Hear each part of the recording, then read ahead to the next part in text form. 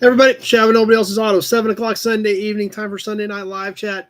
Good crowd on YouTube already. Eloy, John, Stan, Bud, Bill Wagaman, Norma's on. Lots of people on right out of the gate sitting here waiting on me to get going tonight. So that's awesome. It's weird to me that you guys are sitting here waiting, but it's great. I mean, that tells me that we're apparently doing something right. So that makes me feel good that we're having enough fun that you guys are coming back and sitting here waiting and ready to go, and already started the chat before we even went live. So that was super cool. Kenny's on. As always, I'll try to keep up with comments as much as I can. There are times I do miss some. I do know. I apologize that. Pete's on with us. But I try to keep up with them best I can. It does get a little busy on here from time to time, but that's the nature of the beast. So as always, we do end up with some trolls on here from time to time. You guys are great about taking care of them, making sure you run them off, making sure that they know they're not welcome. They want my attention. I ignore them. You guys make sure they're not welcome. That's awesome. You know, I don't want to have to make this subscriber only or even, get to the point where we have to go member only. So your guys' support on running the trolls off is much appreciated. Dennis is on. Steve's on with us. No comments on Facebook yet, so I assume we're connected there. I'm showing some people on, but no comments coming through on Facebook as of yet. And Facebook is literally a crapshoot anymore. So Glenn's here. Bill says I look a little refreshed from my walk this morning. Yeah. Cassiano's here. Jess is here.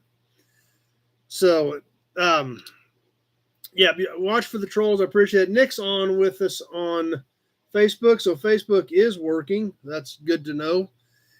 Amy's on. Tweedly D, Gary Dahmer, Bill Alderman. Also, as always, Carol's on. Scott's on Facebook. Chris jumped on with us on YouTube. So great crowd. As always, we are live on both formats, Facebook and YouTube. So I will be monitoring both sites and trying to keep up with comments on both sites, and as well when we get into auctions and trivia, the same thing, keeping an eye on both sites. If you're on the Nobody's Show page on Facebook, those comments I do not see. This is a shared video from the Nobody Else's Auto page. So the comments on the Nobody Show Facebook page, I cannot see. If you want to participate in the auctions, trivia, anything like that, you'll need to be on the Nobody Show YouTube channel or the Nobody Else's Auto Facebook page. Those are the only two sets of comments that I can see. Bill Disk is on. Jason made it from his hotel room tonight. Well, glad you're on with us hanging out. Gary's ready to go. Jason's ready to go. So, boom, there we go. Right out of the gate. There's the Hudson badge.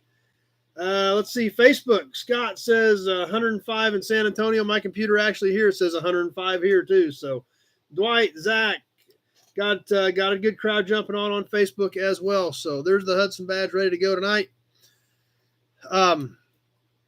So please, if you're on the Nobody Show Facebook page, please remember I cannot see those comments. You'll need to be on one of the other ones to participate. Alec is on Facebook. Bill Wagaman, you made it in Hot Rod 4 times, right? The new Hot Rod does have another car that I found, the one that Navy Nick ended up with, the light blue Camaro. I think that's 3 times in the magazine. I think it's just 3 in the magazine. The 37 Ford pickup that I found that we did at the F&E Collector Auto Auction, the blue Camaro that's in this month's, and then the gold 74Z. I think 3 times in print, Bill. I think it's been in actual print issue of Hot Rod magazine. I think it's 3 times. Let's see. Bill Arman, hit the like button. Kevin L's here. Jerry's on. Kenny says, like the yard walk. Number 1's ready for yard walk part 2. Jim's on with us. Scott says, let's drink to that. You guys are ready to go. Big Job's on with us tonight. Another thing, as always, just like we talk about every week, please check your autocorrect before you hit send. If your device is changing your words around and I cannot understand your comment or make it out, I will skip it. Please throw a share out. Let your friends know that we're on. Super chats are awesome. Still amazed that you guys do that for me, but sometimes you do. Peter's on with us.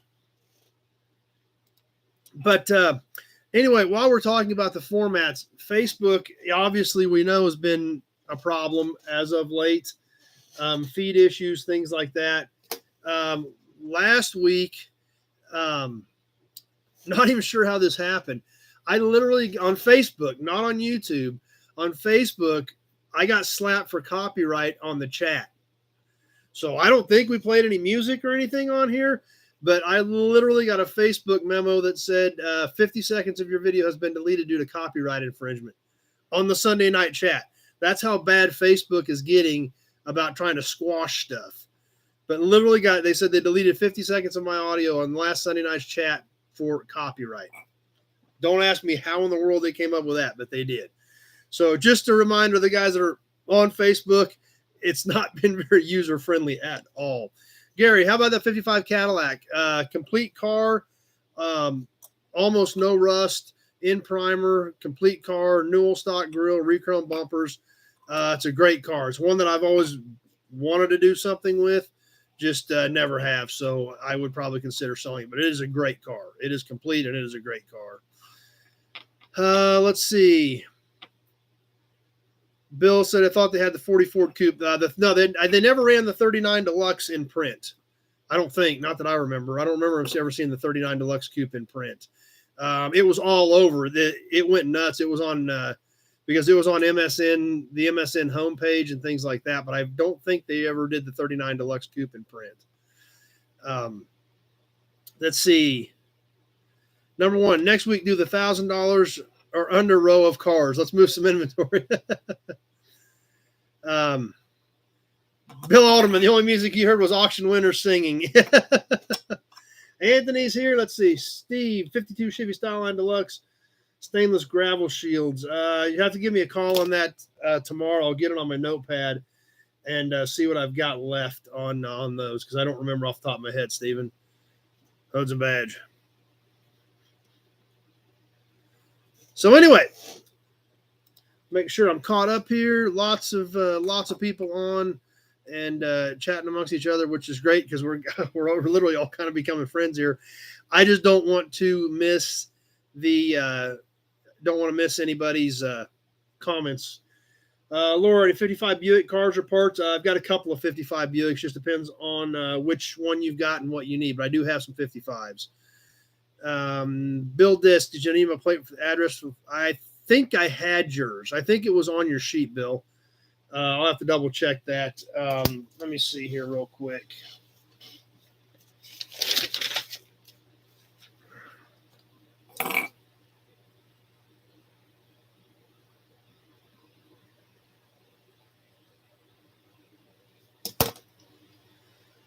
I must have had it. I think I did. I'll double check and see, but I think I did. Tweeted, he says, thought the copyright would be the magazine. We do a magazine every week, and we show the magazine it came out of, literally. So, 39 Chrysler's a great car. The 39 Chrysler really is a good car. No problem, number one. We'll get it worked out. I'm not worried about it. I'm not worried about you. I know you're always on here. We'll get it all figured out. So, yeah, whenever your phone dries out, it's not a big deal. No problem. 72 Monte Carlos do not have any 70 to 72 Monte Carlos at all. So, yeah, perfect. The Facebook people on Facebook, yeah, just give me a shout. We'll get some details, see if I've got anything here that can help you out. Hodes and badge. So, yeah, like I said, that 39 Chrysler, if you guys missed the 39 Chrysler today on the walk around, go back and check out the full video on that thing. The thing is awesome. It is so cool. They're just something you just don't see.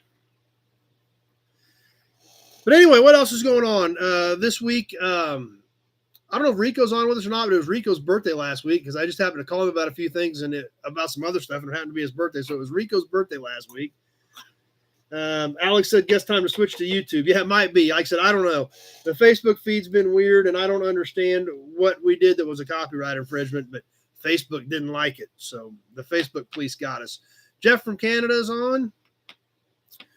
Mecum Orlando was this weekend. I glanced at a little bit of the results from Mecum Orlando, and still looks pretty strong. Seeing more and more, bid goes on cars than what we saw, a few auctions ago. The numbers all looked realistic, but the I think some of the stuff that wasn't selling was guys that were still shooting for the moon, because the numbers that they had bid to were realistic for what the cars looked like, but they weren't selling. So that's what I'm thinking that was probably going on to, what happens with what we're seeing in the market. Pete, how many do you have on Facebook Sunday nights? It used to be 30 or 40. It's been down to 15 or 20 is who's on Facebook. And see, it's down to 8 right now. We had like 15 a little bit ago. It's just, Facebook is just weird. I think they're trying to control so much stuff that they're screwing up a lot of their feeds is kind of what I see. Let's see. Yes, Brian, I did get your message. So yeah, glad everything is healing okay. And if it's going to take a little bit more time, it's going to take a little bit more time. I'm not extremely worried about it. When you for as bad as you got banged up when you fell out of that trailer, I'm not going to worry about it too much. We'll just once you heal up, once you get your hip healed up or whatever, we'll figure out what we need to do. So no big deal. Don't worry about it, Brian. We're good to go. 78 Regals. I've got a few of them. I've got one that's my good one that I've had for years. So I don't sell a lot of 78 Regal parts. It just depends on what you're looking for. Because a lot of it I keep, I keep a lot of stuff that, for spares in case I would need it. Zach said he was typing the same thing about switching to YouTube off of Facebook when Alec posted it. So let's see.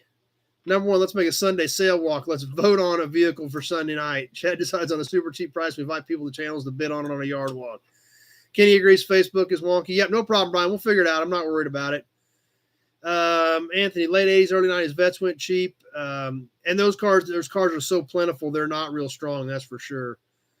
Amy says Ryan got banned from Facebook and never did get back on. Pete said he thought reserves were extremely high at Meekum. That's kind of what I thought. Jerry, the 2007 Tundras, I don't mess with anything Asian. Toyotas, Hondas, Nissans, drain the fluids, cut the cats, and stack them. I don't mess with any of it. It's all anything that's Toyota, Honda, Nissan, anything like that, Kias, that stuff. On the rare occasion that I do end up with it, it's weight. Chop the cats off, drain the fluids, throw her in the stack, and smash it. So I don't keep anything like that, and I don't really mess with anything that new either. So Colorado Memorial Finishing is on with us. Hudson Badge.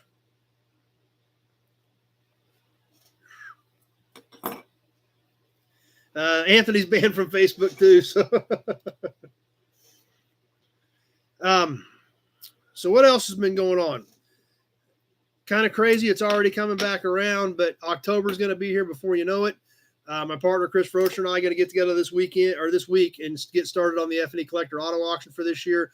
Super excited about that. We had an amazing sale last year, over 80% sell through, and had an awesome time. So be thinking about that. If you guys are anywhere in the Midwest, if you'd like to come hang out with us for the F&E Collector Auto Auction, that's a little ways off, but it's not that far away, when you think about it. So we'll have more details on that next week because Chris and I are going to get to work this week on it and get some stuff put together there.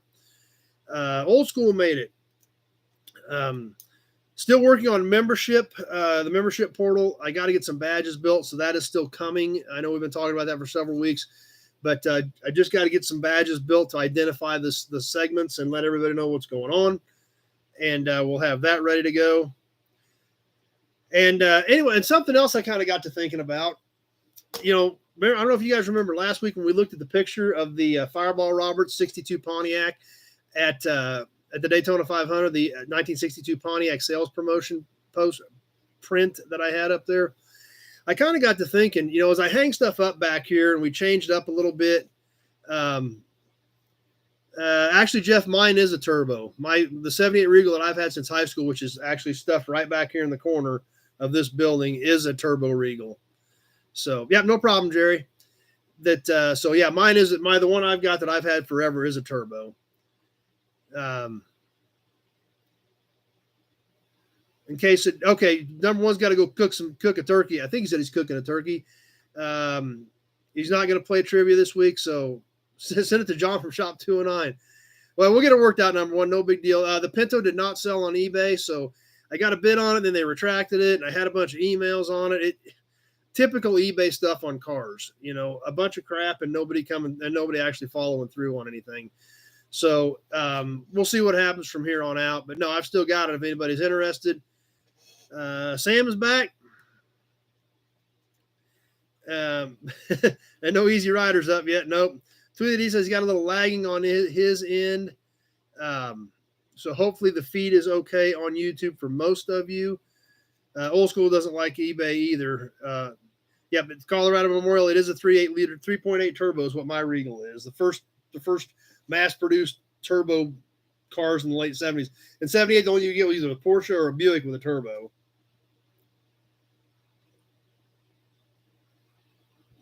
Alex says it's beer o'clock. Gary, how about a buildings tour? I bet you've got good stuff stacked back in the sheds. They're all full. Steve said he found us on eBay when Dad was selling some cars off. Kevin says looks good on his end. Anthony says, where's Gray Kitty? I don't know where that knucklehead's at. I don't even see her. She might have went out. Hudson Badge. Do I have my own website? No, I do not have my own website. Just Facebook, YouTube. It's adding my own website and trying to maintain it would be that much more work. So, no, I do not have an actual. We've got a Nobody Show website that Mike Gowan's the guy that helped me set all this up. Has that he still runs it, but we really don't do anything with it. But no, I don't have a regular website to keep feeding inventory to. But anyway, we were talking a little bit ago about the Pontiac sign, the Pontiac print, the 1962 Pontiac sales race print. I kind of got to thinking as I hang different stuff up here over the weeks and things like that. Tweeted says private collection walkthrough. Yeah, we need to do some of that too. Like I told you, I actually got one of my Camaros running last week, and fortunately, all it needed was just get a battery in, and it did fire up. It still built fuel pressure and fired up. Thinking about driving it. I bought it 5.5 years ago, and I've never driven it yet, so I'm thinking about maybe driving it. So we'll see. But yeah, I do need to. I keep telling you guys I'm going to get some of my good stuff out. I just haven't done it yet. So Doug's on with us. Hudson Badge. Look at that. Tricky Hudson Badge. But as I keep swapping things out back here, we talk about different things. I realize that I bet a lot of you guys have not seen the stuff in my office. You've seen the stuff right here. But when I first started putting stuff up back here a couple of years ago, I actually went through all the stuff in the office first and cycled it back here for background. So I just got to looking around maybe a few of you did see it, but I bet most of you guys weren't on 2 years ago when I first started doing this. Like right over there's like a big Walter P. Chrysler print, genuine Ford parts, porcelain from the 20s, Chevrolet thermometer, Texaco no smoking sign, Indian gasoline pump plate for a visible, Chevrolet time clock, original Chevrolet time clock, original finish, original lens, original back plate, face plate, Chevrolet sports department lighted from 1963. Pete says he's been on it since episode 97. So, yeah, so that's probably, yeah, so you haven't seen any of this stuff. Anthony says the Viper may enjoy a pipe cleaning. Yeah, it probably, yeah. I drove it in 2018, I think. Yeah, I think I drove it in 2018 is when I had the Viper out. So, yeah, Bill, actually, Steve knows all about the 62 Catalina wagon. He's actually just about, he hasn't painted his name on it yet, but I think he's about ready to paint his name on it. So, Bud says he'd like to see the personal cars too. Let's see. So, yeah, so I mean, there's a late 30s Oilsome single-sided painted sign over there. There's a 78 Firebird dealership sign there, a 1959 Chevrolet, America's First Choice, a Buick, 5758 Buick, where service is good, prices are fair, the Roadrunner jacket. So, yeah, there's a lot of stuff in there you guys haven't seen. So maybe I need to start recycling some of that stuff through. I had to, I hadn't really thought about that till we started talking about that. Oh, there's a Saucony right there that we probably saw that last week. Saucony single-sided 10, safety first. So yeah, there's a Texaco, a big cardboard Texaco sign from the early '60s over there. So I'll start cycling some more of that stuff back through because I bet a lot of you guys haven't seen this stuff. So if you guys are interested, we'll start cycling some of that stuff back through here as well. Let's see. Kevin says definitely hasn't seen any of it. Jesse, are you going to be at the Springfield Mercenary Swap Meet in August? I don't know. I did not make it last year. I made it the last several years prior to that, but last year I didn't make it. And but the 3, 4, 5 years before that, I did make it. So I don't know if I'm going to make it this year or not to Springfield, Missouri. I'm going to try, but I don't know. So that's still to be determined, Jesse. Ford sign not for sale. Bill, you knew that. That's why you put LOL. So let's see. Zach says just love to spend a day or two roaming around. Whoa, let's see. What do we got going over here? It says Scott says you can see the fridge in the Studebaker cap. Yep. Zach says but he's 19 hours away. Do not have any original Richfield signs, Kenny. Bill says the print was great too. Let's see. Bill digs the Studebaker hubcap as well. Jess says they are planning on going to Springfield, so Alec is clear up in the Northeast too, so yeah, long ways away. Hudson badge. But anyway, thanks, Kenny. That's kind of what I had to start off with. So we'll start working some of that stuff. Perfect. I appreciate all you guys jumping on that stuff for me.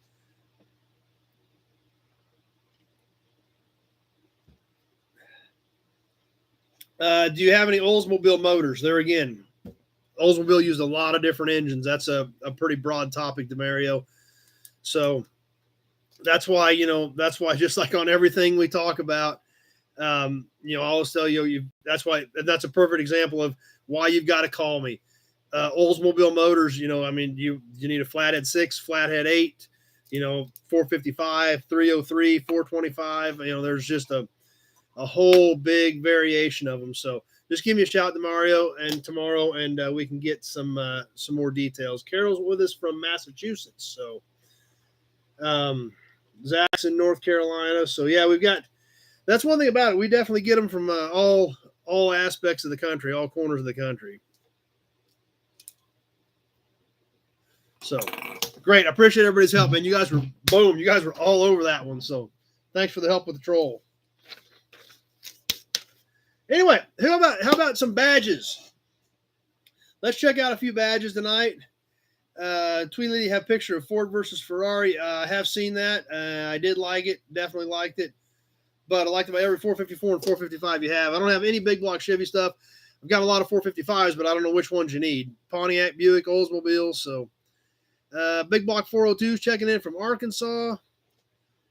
Let's see. And Alec is in New Hampshire back east. So anyway, let's see. Let's get into some badges. Like a Hudson badge, if anybody's a little thirsty. But tonight's first badge, I bet a lot of you can guess where it came from. Came out of an oil can that we've been shaking in front of you. Yep. An awesome piece from the Auburn Cord Duesenberg factory in Broken Arrow, Oklahoma. This is an original. It is chipped, but it is an original Auburn grill shell badge. Whammoed right up here at the top, obviously, but doesn't really take away from it too bad. Black and white. Landon Custom Classics is on with us. The Auburn badge is about almost 2 3/4 across. Jason's already trying to buy it. Not for sale. I have this, but it's on a grill shell. I don't have an individual. The only one I've got is on a grill shell. So this is the only one that I've got that is individual. It is 1 7/8 inches high. Gary says Auburn badge equals 2 drinks. Okay. I could do that. What if we did that? That would kind of mess you guys up. We could use them both, and you don't know what's coming up next. It's like boom, boom. Or it could be just like both come in from the side, whammo. Then you got 3 drinks. So That's a great plan right before I start having auctions, isn't it? Boom, boom. Kind of drop one in from over here, slide one in from over here. Great idea, Gary. But it is an awesome piece. Absolutely. This, Alex says close up. Well, let's get her up here a little bit tighter. But obviously, went to my favorite website, American Auto Emblems, to get a little more research on this one. In 1900, the Eckert brothers, who owned the Eckert Carriage Company, built their first single-cylinder tiller-steered automobile and started the Auburn Automobile Company. In 1903, auto manufacturing began in earnest. The Auburn was a chain-driven runabout with tonneau and touring variations. In 1905, a two-cylinder touring model appeared. In 1909, there was an Auburn 4, and in 1912, a 6. But all was not well, and in 1919, the Eckerts sold the controlling interest of Auburn to a group of Chicago businessmen. The Auburn Beauty 6 was introduced in 1919, but the company suffered from post-war recession.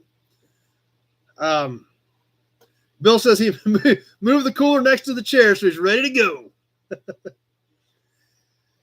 In 1924, Auburn was making many more cars than they could sell. It was then that Errit Laban Cord appeared and became Auburn's general manager with the option of buying control of the company, if he could save it. Cord introduced new body styles and color schemes, repainted the cars already built, and they began to sell. Sales doubled each year, and by 1926, Cord was president of the company. Cord went on to introduce more stylish, larger, and speedier models and successfully introduced Auburns to racing and record breaking. Auburn became one of America's most successful cars, and sales continued to grow until 1932, when the Great Depression resulted in falling sales. So this particular badge is actually a 1924 to 1930 era badge. They changed them a little bit once they got into the 30s, just like where we got to in the story with the recession era and how they were starting to make some changes. So this particular badge, 1924 to 1930 for this Auburn badge. Obviously, we see established 1900, just like what we saw here, just like what we just learned when the Eckert brothers, who own the Eckert Carriage Company, built their first single-cylinder automobile. So lots of comments on this one. No way to get to all of them as far as everybody that said they like it, because it is a cool piece. It's a nice flat badge. This is one like we looked at. Most of these are pressed on to the back of the grill shell. Zach says you're trying to get us drunk to make horrible financial decisions during the auction. You know what I have to say to that, Zach? How about that? There you go. We'll double up on them. So, but that's what makes it fun. We're having a blast, and that's what's great. So, saw right through that one, didn't you, Zach?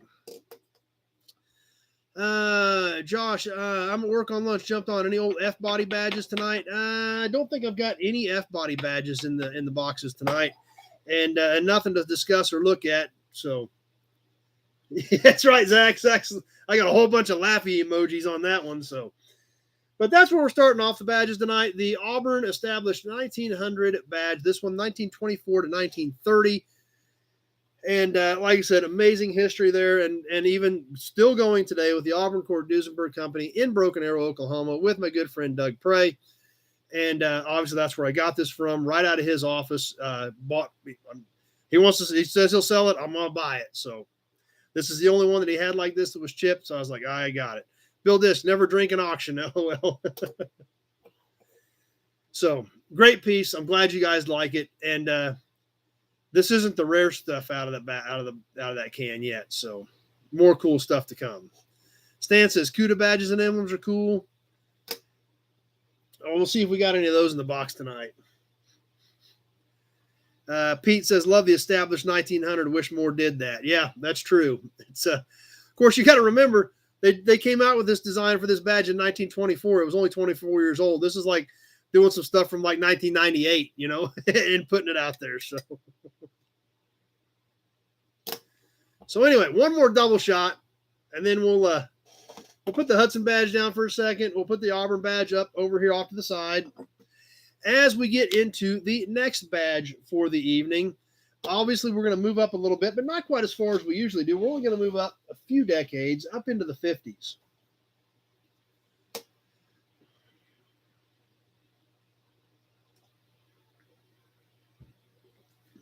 This is a bigger badge. This is a big front hood badge. And it's a it's a significant piece. This is a little bigger than what we usually look at, but I had it laying there. I was like, this is kind of cool. Let's talk about it. And it does mark a certain point in history if you're a Mopar fan, especially a fan of Dodges. This badge here is a 1953 front hood badge, and it is super cool.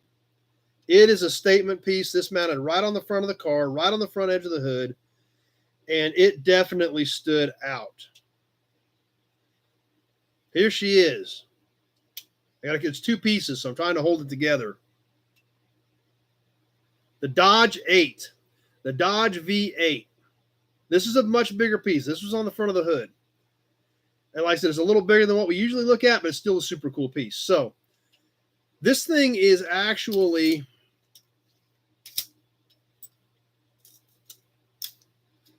about 13 and a half wide. The V is about 4 3/8. So we're talking about 13 and a half by 4 3/8. The V actually comes off. Jason's trying to buy it too. The V actually comes off. It's a separate piece.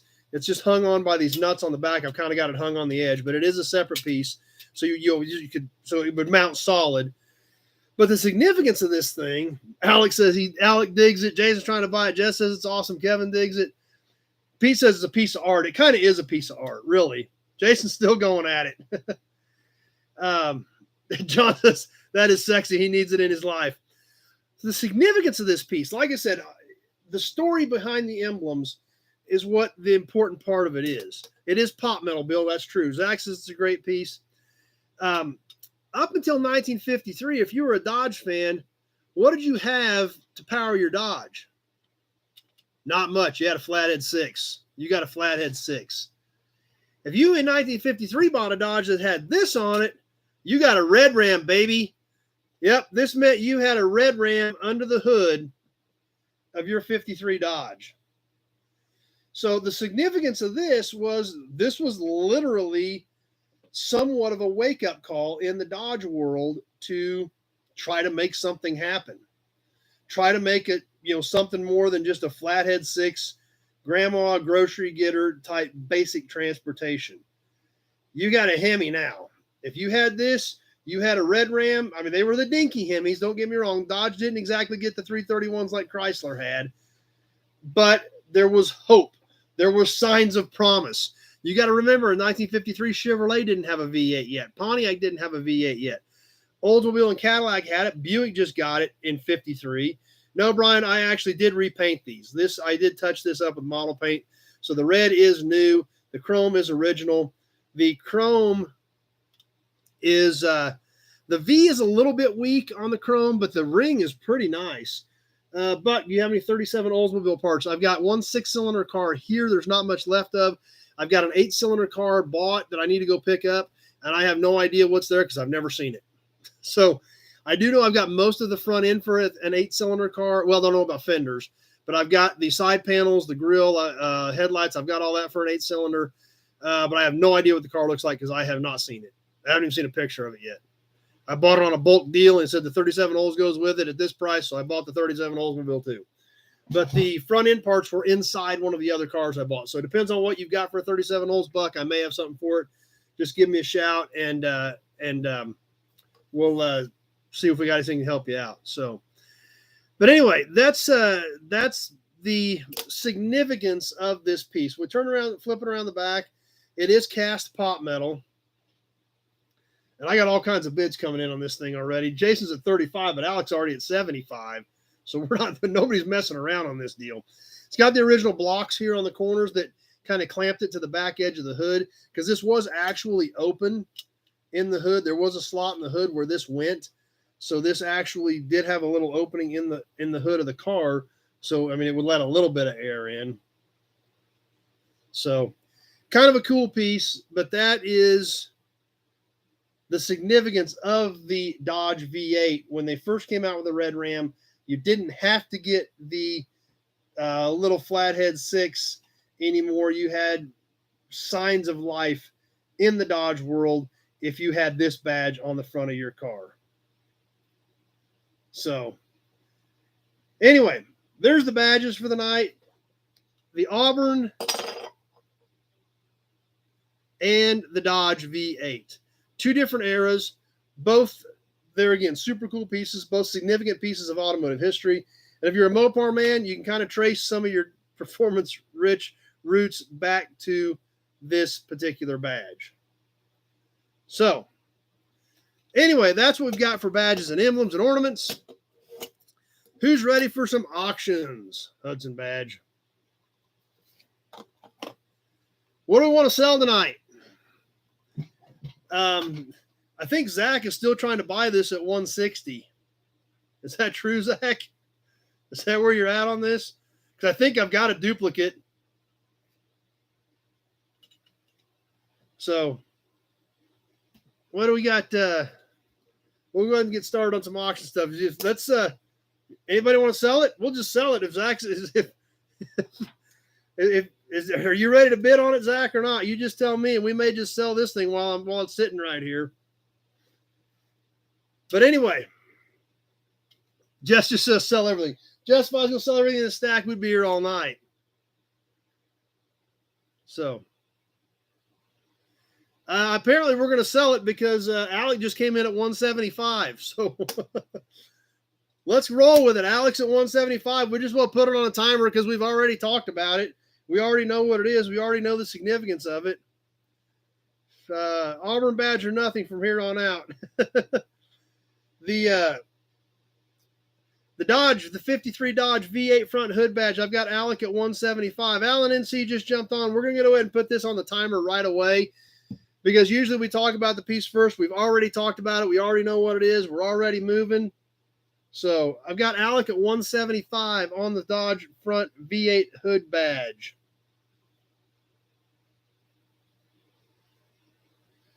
And as always, we've got the delay on this stuff. So please be thinking about your max bids as we get close to the end. So there's the backside. Please remember the red has been touched up. Charles is at 200.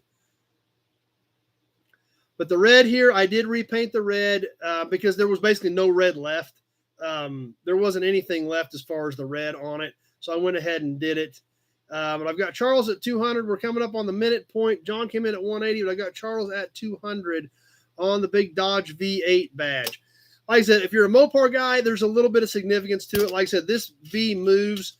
You just have to mount it solid. It has a little bit of curve to it, so it is not a perfectly flat mount piece. 1 minute has now passed as we're ticking down on this piece here.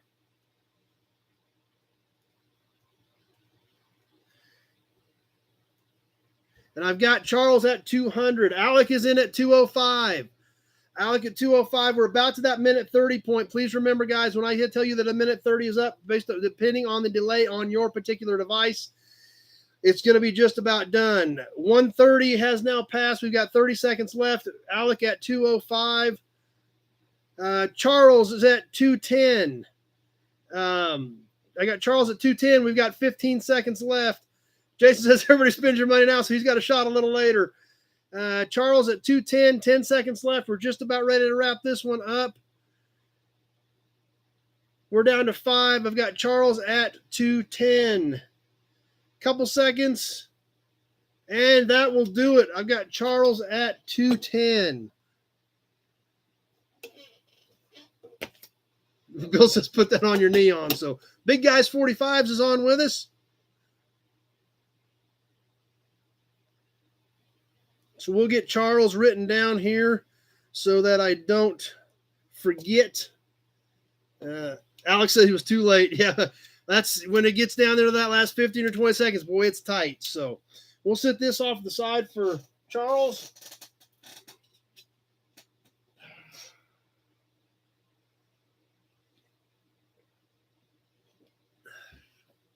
And that's a cool piece. Alex says he really wanted that thing. Yeah, that's the thing, you know, sometimes if it's that extra $5 or $10, sometimes you just got to throw it out there right out of the gate. So, but anyway, what else we got? We got a lot of cool stuff here actually tonight. Let's see. Why don't I do a can? Let's do a can. Oh.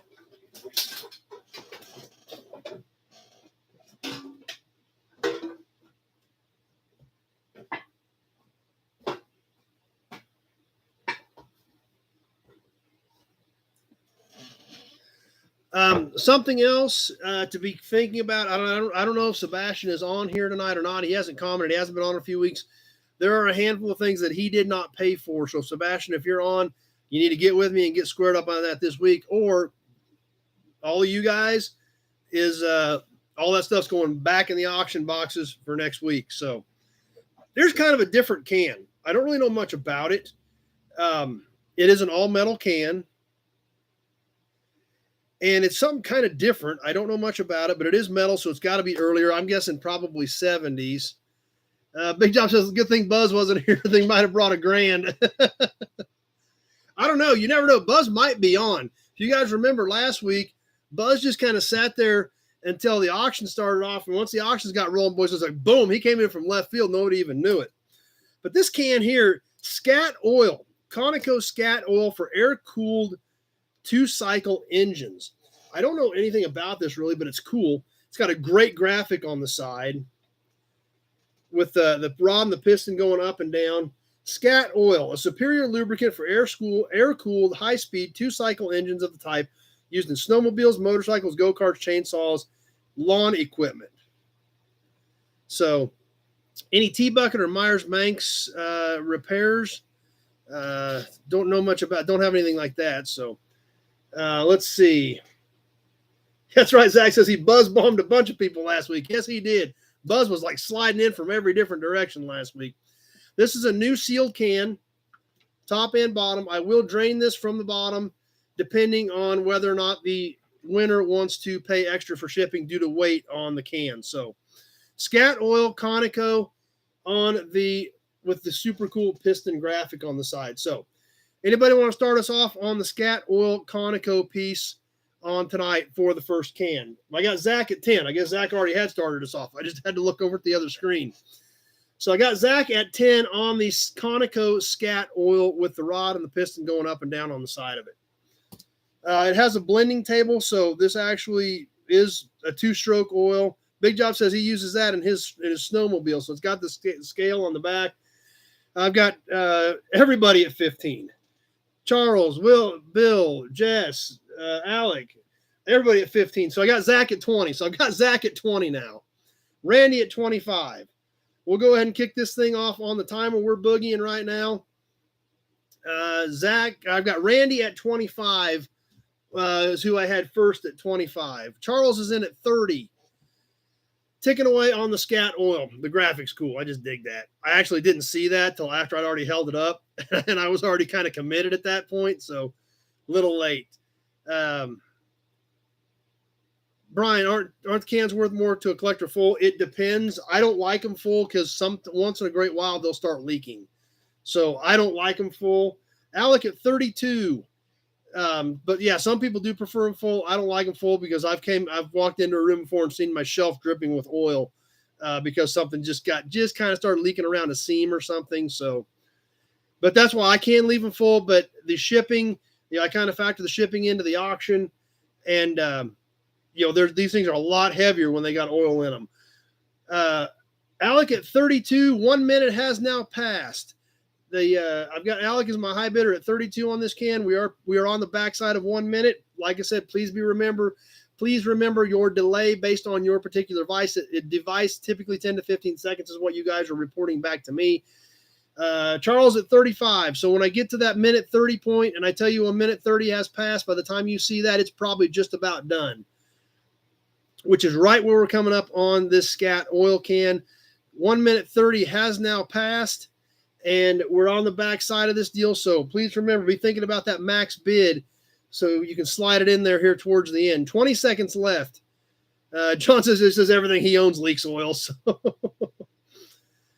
15 seconds. I've got Charles at 35. We're just about down to the wire on this one. 10 seconds left. Keep an eye on both formats.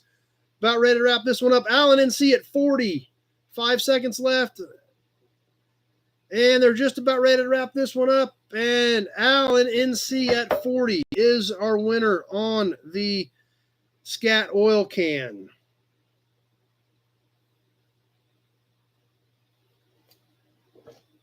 Neat piece. So, like I said, we can get together on that stuff out later when you figure out if you want to keep it full or not when we get done. And like I said, anything that I say is full, please remember, if you want it shipped full, I will need to get some extra shipping out of you. If they're empty, if I've got that factored in. So, Kevin, I'm curious, is there anything you have that you forgot you had? Oh yeah, there's stuff I forget all the time. Especially like all the stuff I've been buying from my buddy I've been showing you the videos on. I've been stacking that stuff everywhere. I walked into a semi-trailer today and found these big racks of horn rings that I forgot that I put in there that I had just bought from him 2 months ago. So yeah, I don't remember everything. The big stuff, do I have that particular vehicle in stock? That I can tell you. Little knick-knack pieces, no, I don't remember everything by any means.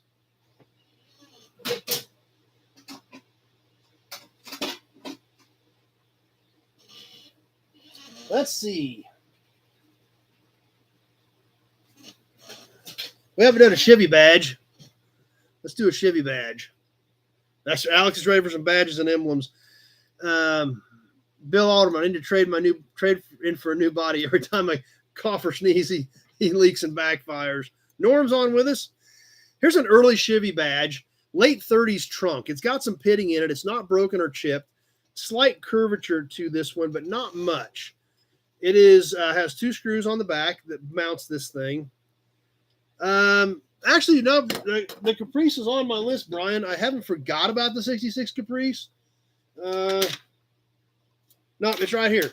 It's on page 2 at the bottom that I've got to pick up. So, Pete's looking for a nose for an 81 Camaro. Yep, that one on that car is a little crusty. So, Alex starting us off at 10 on the Chevrolet badge. Like I said, this is a late 30s era piece.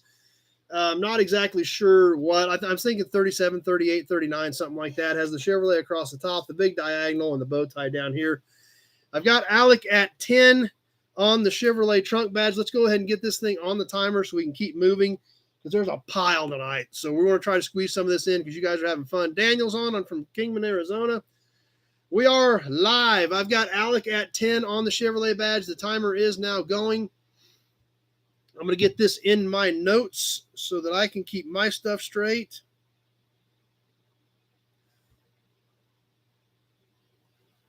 Bill Alderman is in at 20. Kind of a neat piece. Like I said, it's got the pitting kind of detracts from it, but it is a cool deal. Bill Alderman at 20. 30 seconds has now passed. But cool old badge. Like I said, late 30s. So, obviously at that point, it's probably not going to be perfect condition anyway. So Tweedledee says, hit the like button. Appreciate that. Kenny is in at 22 on the Chevrolet trunk badge. As we're getting close to that 1 minute mark. And I've got Kenny at 22. As we approach the 1 minute point, we are now on the back side of this deal. Be thinking about your max bid once we announce that we are at the minute 30 point in tonight in this auction. Pete's in there at 30 on the Chevrolet trunk badge. Mike from New Waverly, Texas is on. Colorado Memorial Finishing digs it. Pete at 30 is my high bid. I've got some other bids coming in, but Pete at 30 is my high bidder. Kenny's in at 31. We're just about to that minute 30 point on the timer on the Chevrolet trunk badge. And 1 minute 30 has passed. By the time you see this, we're just about going to be ready to wrap this up. Kenny at 31 is my high bidder at this point. 20 seconds left. If you're thinking about jumping in, now's the time, and be throwing your max bid out there. We're just about ready to wrap this up. 15 seconds left. I've got Kenny at 31. 10 seconds to go. Pete's in at 44. Zach came in at 38. I've got Pete at 44. 5 seconds left. Pete at 44 is my high bidder. And that will do it. Pete at 44. I had a whole bunch I had 32, 36, 38, and Pete at 44, all within the last 10 seconds. So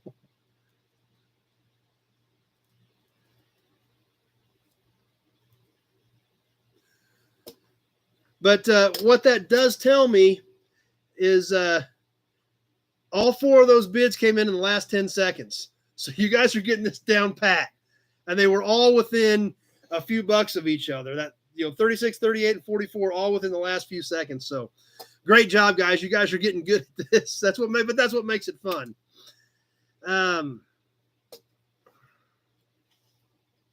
Leo says he's having a great time with us, so that's awesome.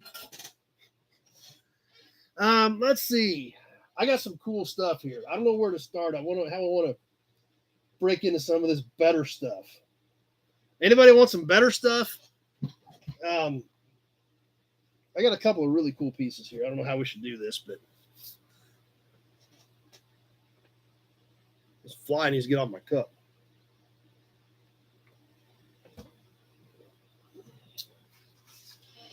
Come on back, buddy. I'm ready for you now. Let's go. Stay away.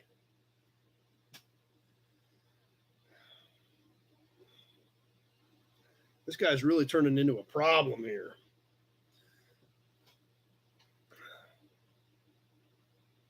So, anyway. All right, let's get into some good, better, best. So, Zach says keep working up to it. Let's see.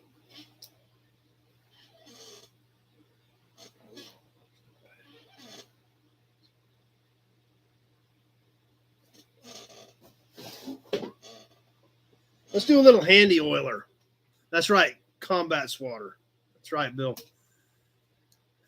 John says can't afford better stuff, just gooder stuff. Okay, well, this is a cute little can. I had two of these. We sold one a couple months ago, and this is the other one. And they're great cans. They're great graphics. The little household oilers, which are an awesome size. I love them.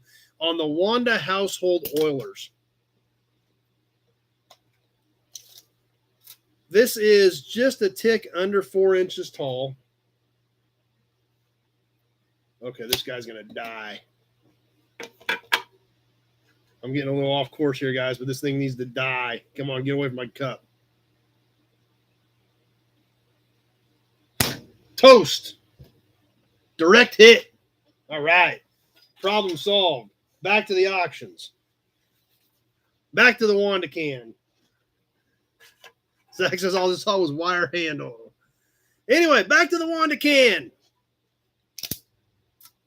Just under 4 inches tall. Cute little can. Great graphic. Little over 2 inches wide. Graphic on both sides. Kenny says he's got one of these. I think these are cool cans. Original top on it. It is empty.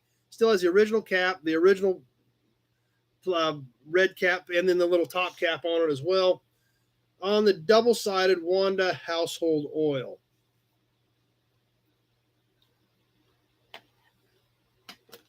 So, anyway, anybody want to get us rolling? Yeah, Bill's going to get us rolling right out of the gate.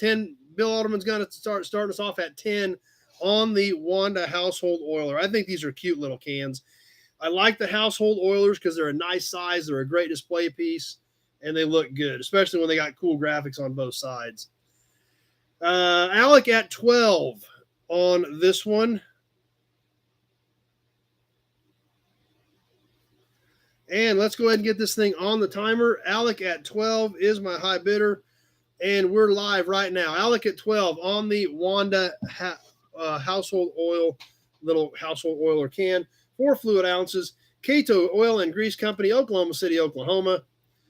A highly refined, non-gumming lubricant, especially recommended for general purpose use, including sewing machines. Somebody's calling me in the middle of this.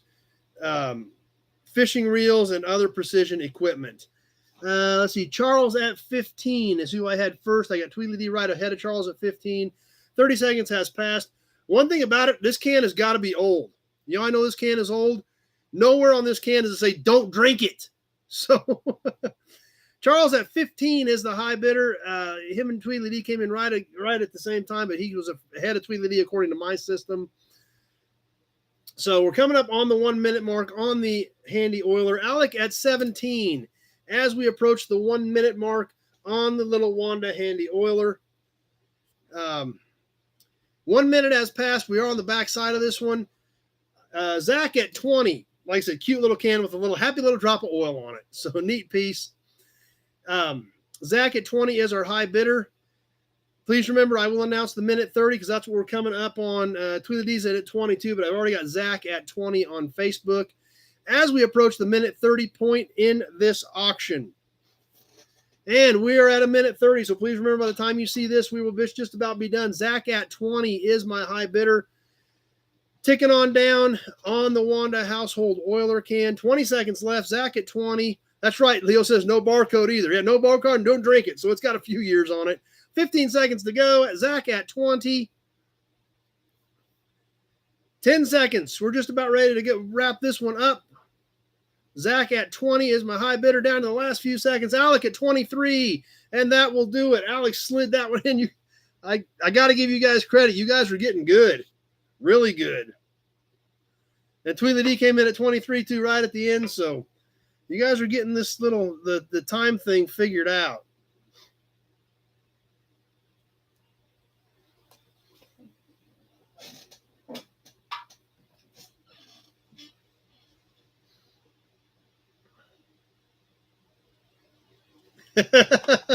John says the wife just got a drink from the fridge, walked past me and said Hudson badge. There we go. We'll throw one up for her. Absolutely. And we can do the double shot with the Auburn badge coming in from the side.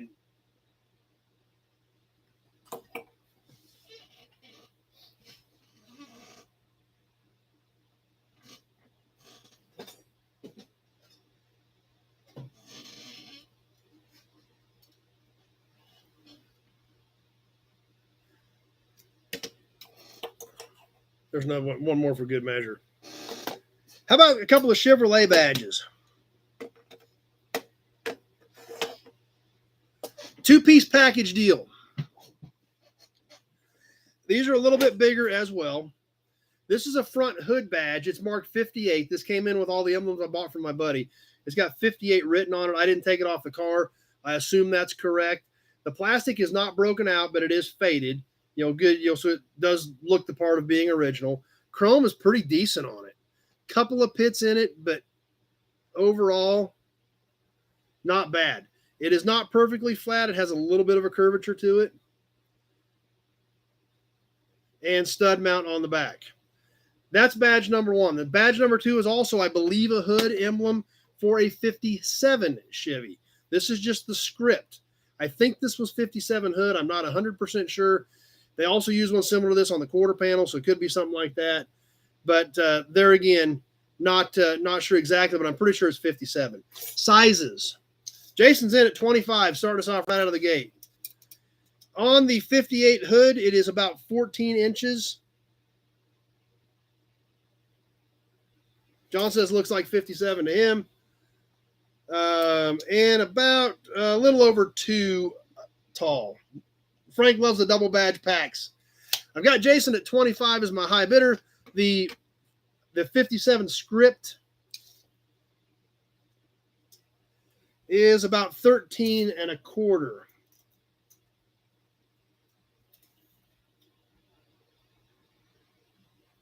Bill Alderman at 30. Let's go ahead and get this thing on the timer as we finish checking them out. And there we go. We are live. Bill Alderman at 30. Then I got Alec at 30. I got Charles at 35. On the pair badge bundle of Chevrolet. We'll have to do a badge bundle on Ford as well here too. Lee at 40. We are ticking down on this one. Bud's at 50. So I've got Bud at 50 on this one. Zach came in at 50 right after I had Bud on YouTube. And we're coming up on the 30-second mark on this pair of Chevrolet. 30 seconds has passed. Working our way towards that minute mark. Bud at 50 is who I've got right now as the high bidder. Zach is at 60. 45 seconds has passed. We're going to wait towards that 1 minute point. The Chevrolet, the script actually has a little bit of a bow to it, but I mean, it could be mounted flat. It is stud mount. I mean, it has a little bit of curve to it the way it sits there, but I mean, it bends right back flat if you mounted it flat. But at 75, as we come up on the 1 minute mark. 1 minute has now passed. We are on the back side of this deal. 70 with the badge pair. 75 on the pair. Minute 10 has passed. Please remember when I get to that, when I announce that minute 30 point, we're just about done. But you guys are just, man, those last 10 seconds are really starting to get interesting. I better write this stuff down in my notes. 1 minute 30 has passed. We are on the backside of this thing. 30 seconds left. Bud at 75 is my high bidder.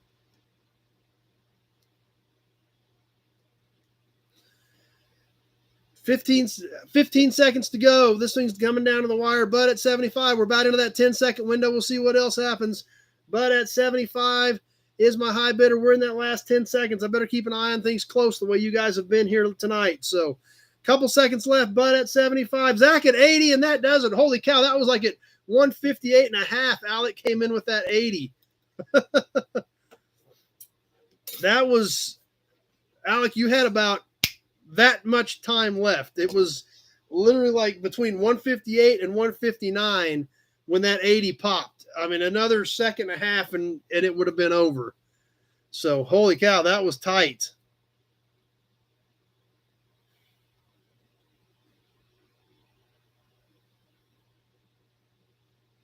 That's right. He was sniped that one for sure.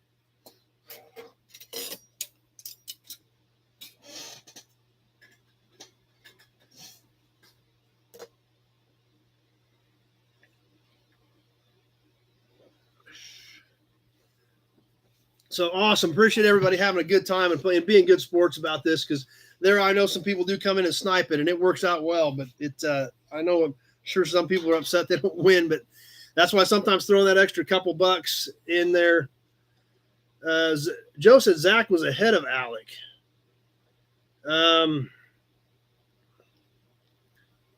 Okay, maybe that's what John says we're going to get for the dead fly. Yeah, because Zach and Alec both popped up. I'll have to get with you guys and figure that out, because that happened all at the same time. I saw Alec and Zach came in right at the same time too, so I'll have to get with you guys and sort that out, because that did all pop up at the same time on my screen. Because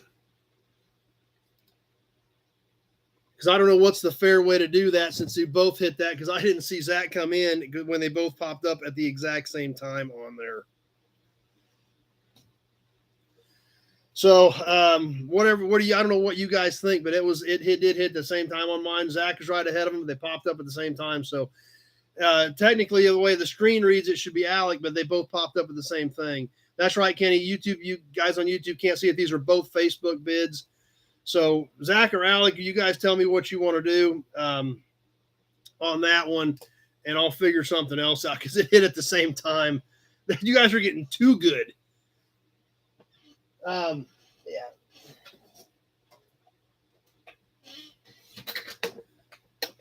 Well, and that's the thing. I saw Alec pop up, but that's because Zach and him came in at the same time. That's why I said Alec, and then, but then Joe said, "Hey, Zach was first," and it was. They came in at the same time.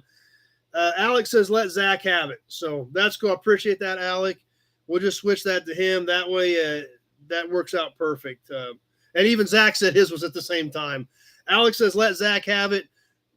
We can do that. I'm totally good with that. That's what's awesome about you guys, is when this stuff happens and they do hit at the same time. That's right. Joe says, "Let's flip." John said, "Flip a coin."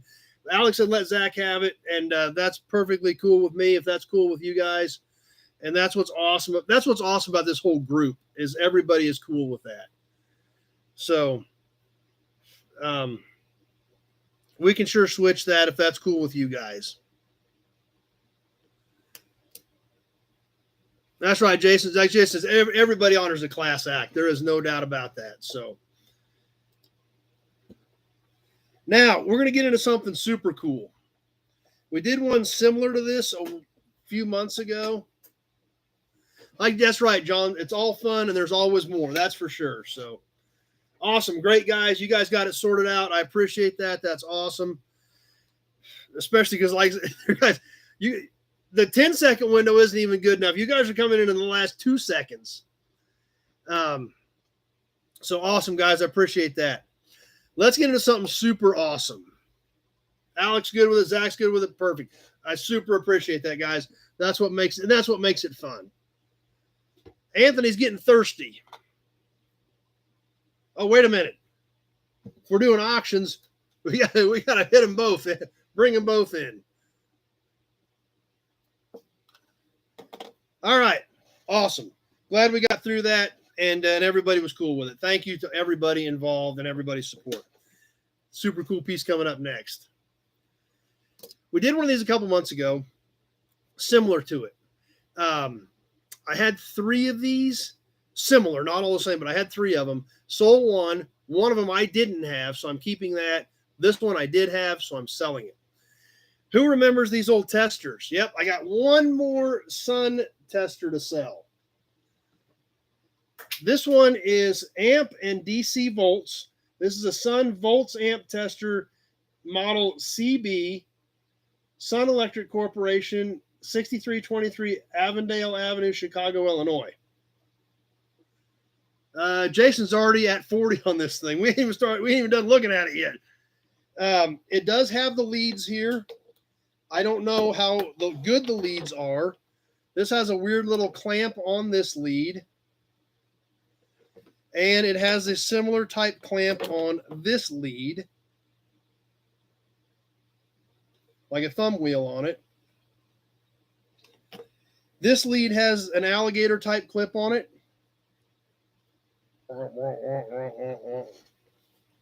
That's right, it's alive. It's alive, says number 1. And this one has an alligator clamp as well. So 2 alligator clip leads, 2 of these thumb wheel type clips, and they are all intact. How good are they? I have no idea, but they are there. Case looks nice. Typical scuffs and scratches. This thing was used in a shop. Has the remnants of an old sticker over here. This knob turns here. This has a release on this knob to turn. This knob locks unless you push this little button here, and then it turns. So it locks in place. Push that in, turn it, bring it back around, and it locks. So let me get caught up on comments and bids here. Lots of people in at 50, several people in at 50. Jess said Rico loved his, gave it to him for his birthday. Bill says, hook me up. Pete Winter, such cool equipment back then. Now it's just a laptop. That's right. John looks like something I could hurt myself with. Jess says they're super cool since she got the last one. Brian just bought one last week. I've got Jason at 55, Randy at 60. So I've got Randy at 60 on the Sun piece. What I think these are great for, Charles is at 65, is if nothing else, I don't know if it works or not. Who knows? Been in storage for years. Super cool piece like we talked about on the last one. Take it to a car show. You know, it's got the hook on it. You can hang it. You know, I don't know if I'd really like actually hook the leads to a hot battery, you know, because I don't know how good these leads are. But it would definitely make it stand out and make things look, you know, make your car stand out, because it's like, who else has stuff like this? Most of this stuff got thrown away. I've got Zach at 100 as my high bidder currently, and you just don't see it. This is even cast into the handle. This top handle, these are cast into the handle. John's out. Great decor, man cave garage, absolutely. Just tons of cool stuff with, you know, hang it on your car at a car show, hang it in your man cave. Like I said, I have no idea if it works. It's got a little button here to push. But there she is.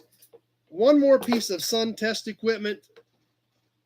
I've got a few other testers I want to look at and decide if I'm going to sell or not, but this is the last piece that I have as of right now that is an extra in this, you know, blue finish Sun test equipment pieces. Now, this is not a huge tester. Obviously, I'm holding it in one hand. So to give you an idea, dimension-wise, this thing is, well, come on, cooperate.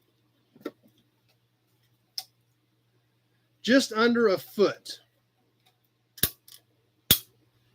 So 11.5 inches roughly by 6 inches roughly. So nice size piece. Let's go and get this on the timer. Zach at 100 is our high bidder as of right now, and we're live on the Sun tester. Zach at 100 is my high bidder. That's right. Jason says haul it around in a patina utility truck. Number one, those Sun rays that are cast in were designed with a ruler, a pencil, and a paper, maybe a protractor. Yep. John, about size little diehard battery tester. Yeah, that's true. Charles at 105 is who I've got right now on the Sun amp volt tester.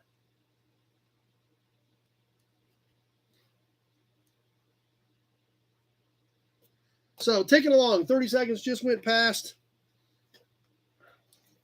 Like I said, these are just cool. That's why I've got the big, huge one on the roll around cart. It's got 2 of these hanging on it. I've got the third one that I'm not going to sell because it's not hanging on my cart. So I'm going to keep that hanging with mine. So I've got the big roll around cart. I've got the distributor tester.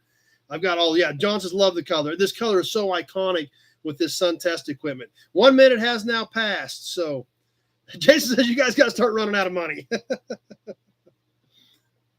Alex has got any toys? Yep, we've got a few toys for tonight.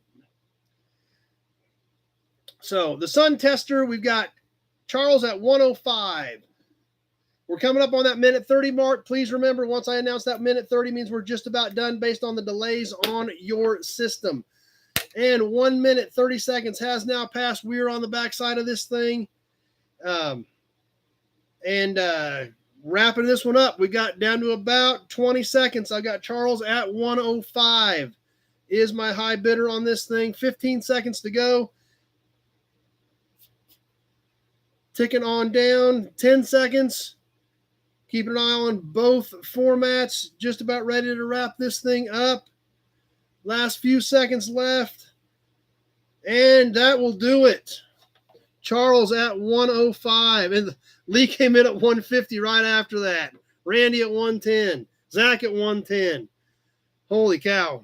That one was just a hair late all the way around.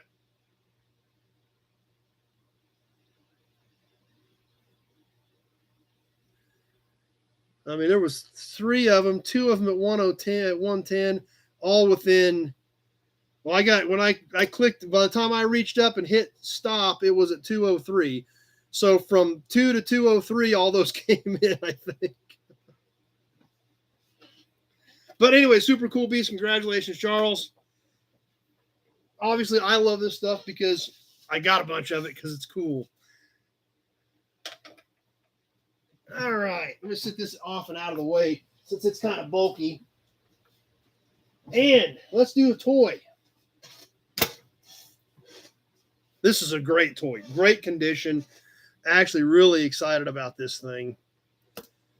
Kind of dusty. I had it cleaned up a couple here last week when I brought it in. Zach, good win. I'll just keep using my tongue to test batteries. Great plan, Zach. Use your tongue to test batteries. That I don't know if I'd want to do that or not, but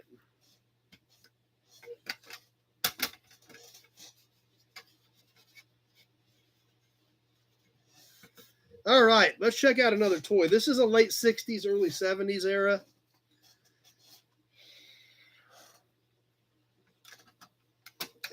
I got a pretty good laugh out of Alec, too, on Facebook. Zach wants to use his tongue to test batteries.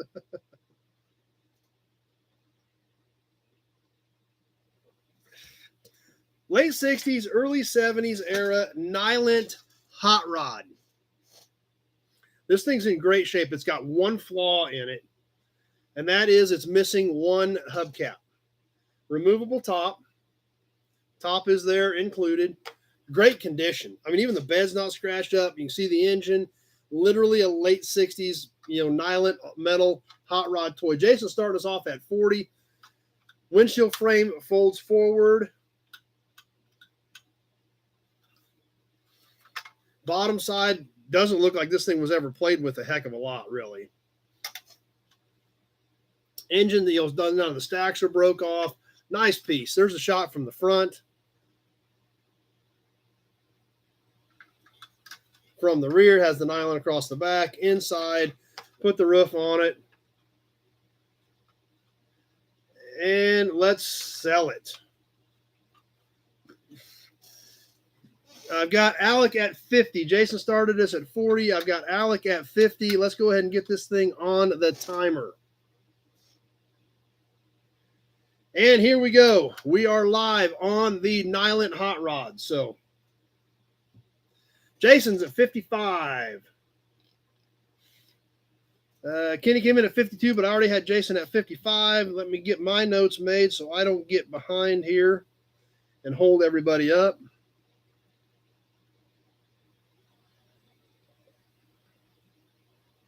Yes, Jason, it is red. I forgot to mention that since sometimes the camera makes it look wonky. Yes, it is red with a white top, white interior, chromed engine, just missing that one rear cap.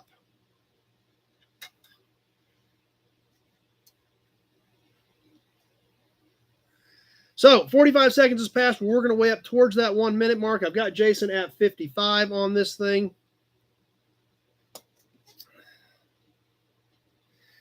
And we're coming up on that 1 minute point. And 1 minute has now passed. We are on the backside of this thing. Be thinking about your max bid. Alec at 65. It is a cool toy. A lot of you guys are digging it. It's great condition. Hasn't hardly been played with. Like I said, just missing that one hubcap. Alec at 65 on the hot rod.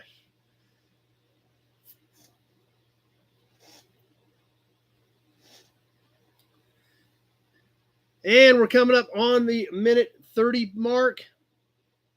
1 minute, 30 seconds has passed. So Alec at 65 is my high bidder. Kenny says, what year? I think it's late 60s, early 70s. So 50 years old, roughly. I can't tell you exactly for sure. Jay says if it was orange, he'd go higher. No, it's red. So I'm glad you asked since the color was an issue. 15 seconds left. Alec at 65. We're about ready to wrap this one up. 10 seconds left. I've got Alec at 65. 5 seconds left. And just about ready to wrap this up. And that will do it. Alec at 65.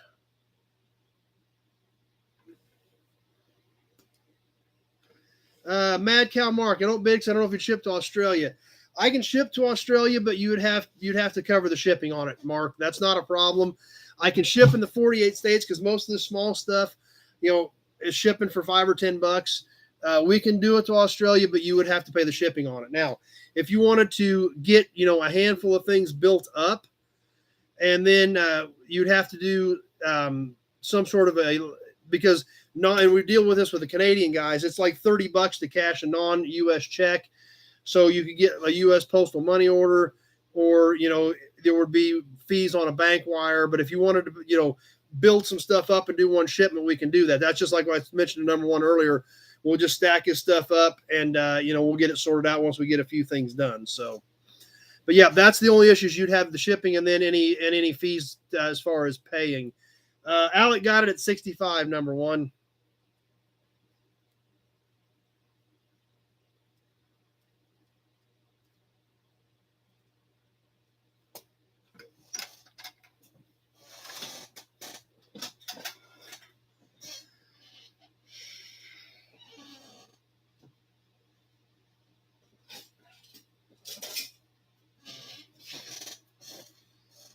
I do have PayPal, but the foreign payments are messed up on it, Mark. So because the Canadian guys are trying to use it and it's a mess. Has shipping rates gone up? Yes, shipping is through the roof. Post office had another increase. FedEx is bonkers. So the shipping is a big deal. That's why we're sticking on this stuff with the smaller, lighter stuff, so that because of the shipping on a lot of this situation. But the bigger stuff, bumpers, big taillights, things like that stuff has gotten extremely expensive. Freight, like big stuff like for a hood, is probably up $50 to $75 from 6 months ago. What I could have shipped for $250 6 months ago, like on a hood, is probably $325 today. So yeah, big increases on shipping for sure.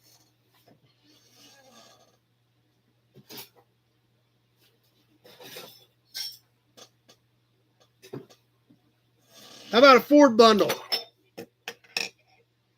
JKU's on with us. Says, you got those truck wheels today. Perfect. I'm glad they worked out for you. I'm glad you're on with us tonight. Yep. Then it was worked out just right. That's because you don't want to ship those big wheels. So yeah, it worked out great that you came through today. We got them off, got them loaded up. Let's do a Ford emblem bundle. We haven't done a Ford emblem bundle. We did a Chevy emblem bundle. This is going to be a 3-for-1.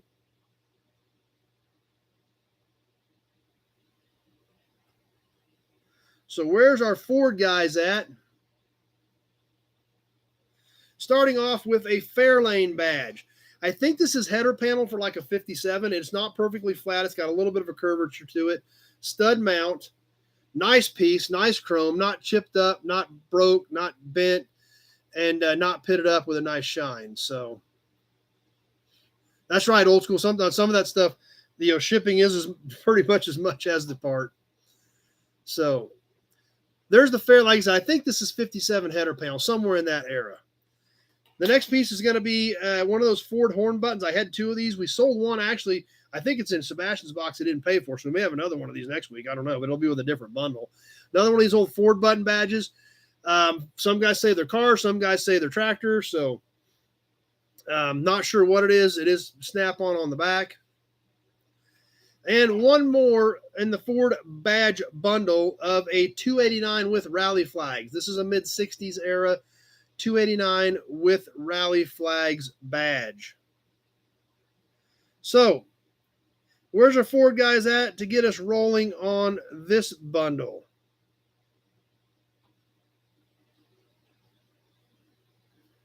On all 3 pieces on the Ford badge bundle, we'll see if our Ford guys are as excited about a Chevy badge. Alex says he's got one of those. All 3 for 1. Let's see what we can get going on these. Bakelite horn button, yeah, probably. I would guess so. Has a script in it and the lines in it. Tweedledee at 30 is my high bidder. Had a couple guys at 25. I've got a bunch of guys at 25. I've got Tweedledee at 30 on all 3 pieces. So let's go ahead and kick this one off on the timer. Tweedledee at 30 is my high bidder as we go live on the timer on this piece. I'll start looking around to see what we want to do next.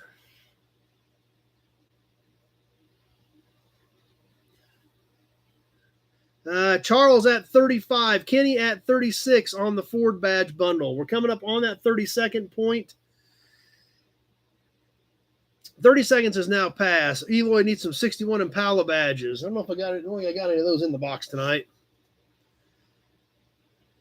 But let's see. Kenny at 36 is my high bidder. Coming up on the 1 minute mark on the Ford badge bundle. And 1 minute has now passed. We're on the back side on this one on the Ford pieces.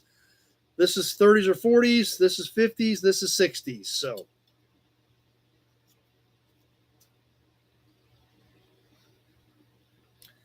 let's see. Alec came in at 33, but I've got Kenny at 36 on YouTube. Charles at 37 on YouTube. We're coming up on that minute 30 point. Please remember that we are at a minute 30, so by the time you see this, we'll be just about wrapped up. Charles at 37 is my high bidder on the Ford badge bundle. Wrapping this thing up, coming down to the wire. Charles at 37, 20 seconds left. But the way these last 10 seconds have gotten, I don't know. Bill Disk at 42, 15 seconds to go. Highlander at 45. There's our Ford man, the Highlander at 45, 10 seconds to go. Some other bids coming in, but Highlander at 45 is my high, 5 seconds left. Just about ready to wrap this up. And Highlander at 45. Snuck in right there at the end. I was wondering if you were out there when I dug out Ford badges, Highlander, so.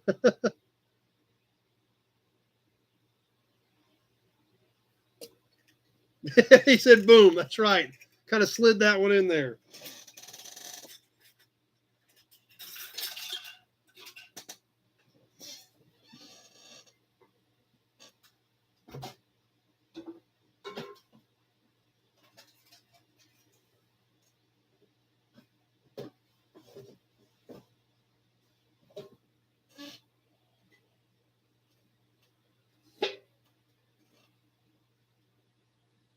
Hey, I know something that we haven't done that some of you guys were asking about last week.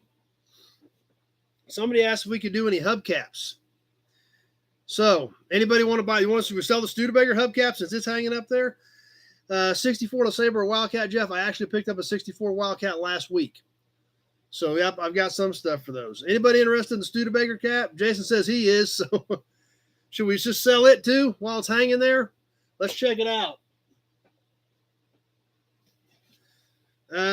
Apparently Jason is, because he already said 35. So I guess we're going to sell the Studebaker cap right off the wall.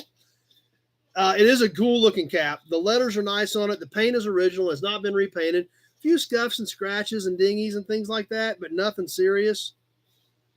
Back's pretty clean. It is a nice display piece. I mean, it's got a pretty good shine on the chrome, so you can see everything in it like a mirror. Jason's at 45 on this one. Overall diameter is about 9.5. From here to here, not counting the inside lip, about 9.5, so a little under a foot across. Tweedly D at 46 is the high bidder on the Studebaker cap. It's got kind of the cool S, Studebaker S in it. Let's go ahead and get this thing live on the timer. I've got Kenny at 47 is our high bidder.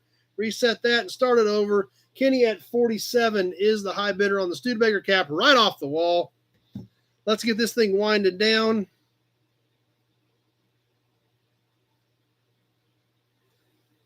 What would it have been on? I'm not sure, Jason. Based on the diameter, I'm going to say car or small pickup.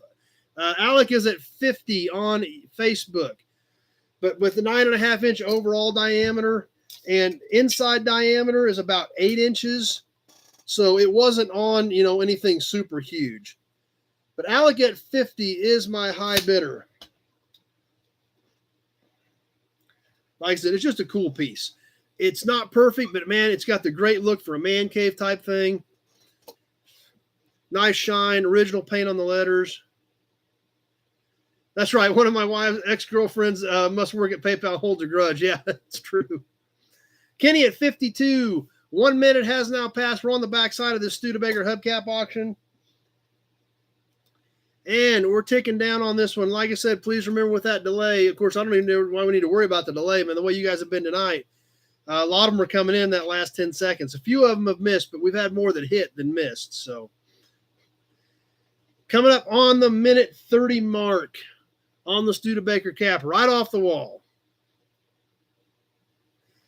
Kenny at 52 is my high bidder. 1 minute 30 has now passed. We are on the backside of this thing. Please remember that when you see this, we're just about done. 52 is the high bidder with Kenny. 20 seconds left. 15 seconds left on the Studebaker cap. Keeping an eye on both formats. We're down to about 10. I've got Kenny at 52. Tweedly D at 55. Tweedly D at 55. 5 seconds left. Tweedly D at 55. And that will do it. Tweedly D at 55 on the Studebaker cap right off the wall.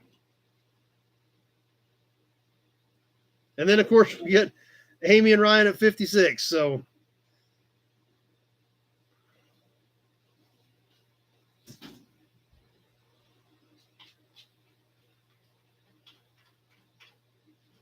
we'll just hang it back up there so we can all admire it.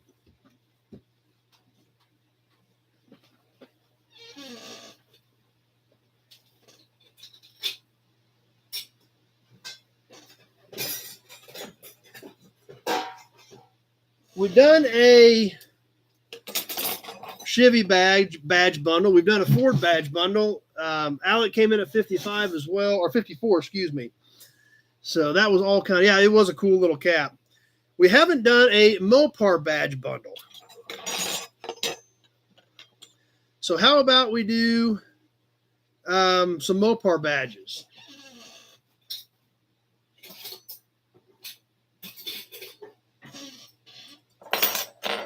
Old school says I can comb my hair with that cap. Yep. Zach's still waiting on the Dr. Pepper thermometer. I still think I'm going to keep it.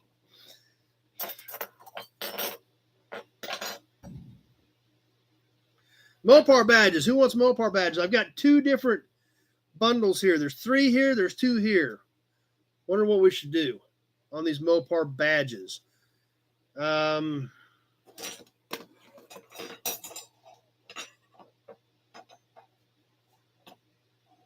Jason says he's listening. Or we could sell both of them and then slide some other stuff in.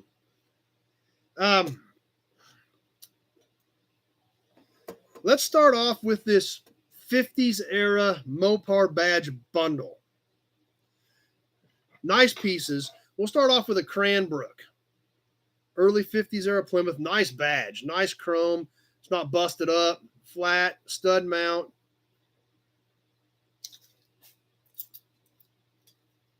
$11 inches long. And a little over an inch tall at the C, which is obviously the high point. Jason's got a Cranbrook. Doesn't need a badge. So, the Cranbrook, badge number 1. Badge number 2, the Concorde. This is also a flat mount, or pretty flat. It's got a little bit of a curve to it. There's no studs on this. The studs are broke. Just got the nibs of the studs left is all.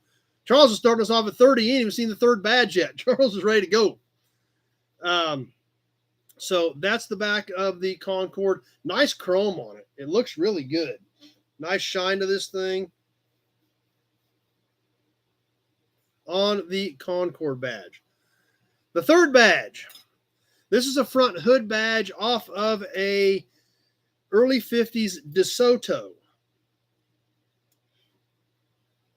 The plastic is not broken, but it's faded. The chrome is nice. It's got a nice shine on the chrome. The chrome is not busted up. The badge is faded. There's no color left on it, but it's here. It's not broke out. You can see the embossing on the back of the badge as where all this is cast into the plastic, where DeSoto's head was cast in right there.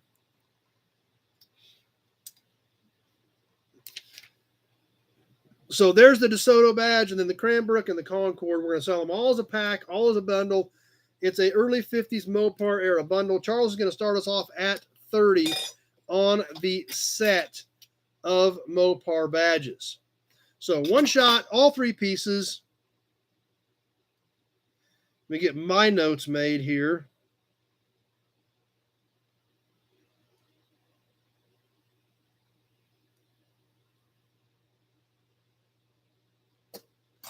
And let's get them on a timer. Charles at 30 is starting us off. And we're live. $30 for the bundle with Charles is our high bidder. All 3 pieces, one shot deal. All nice condition, just the plastic is faded on the DeSoto front hood badge.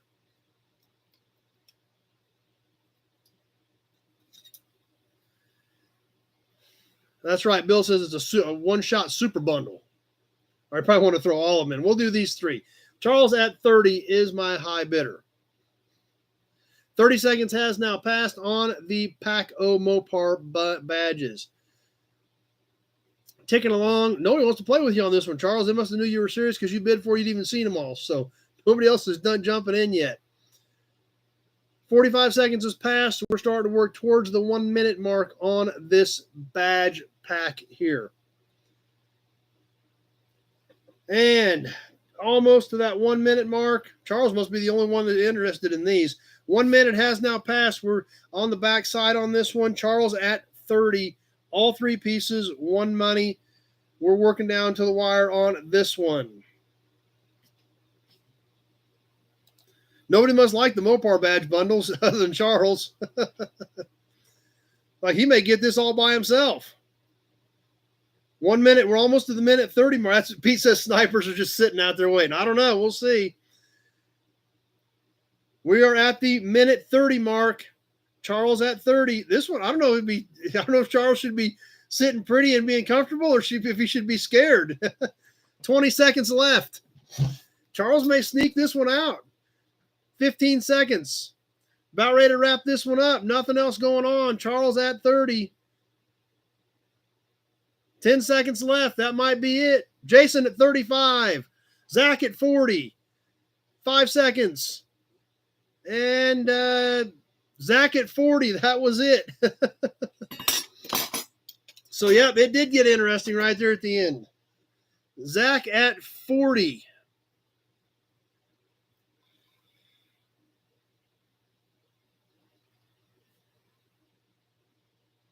And Charles came back at 41. Yes.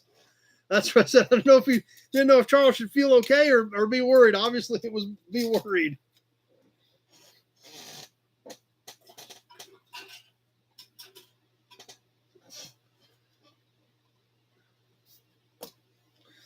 Maybe we'll hold the other Mopar badges till next week. What do you guys think? We'll see what else we got. We need to do a can. We need to do a can for sure. Oh, I got a great can. Let's do this other can too. Or maybe we'll hold that can for one more. What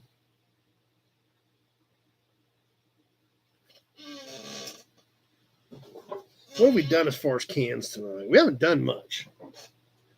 We need to do a couple cans. Let's wrap it up tonight with a couple of cans. So we've only done, I think, one can tonight. I know a lot of you guys like cans. Zach says he's definitely practicing his sniping skills. So we'll do a couple of cans and then we'll wrap up.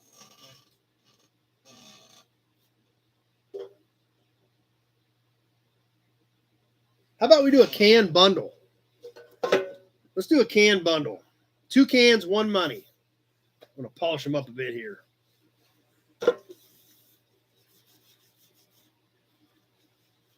These are related cans, same company, same era. Brian says you can always do a can.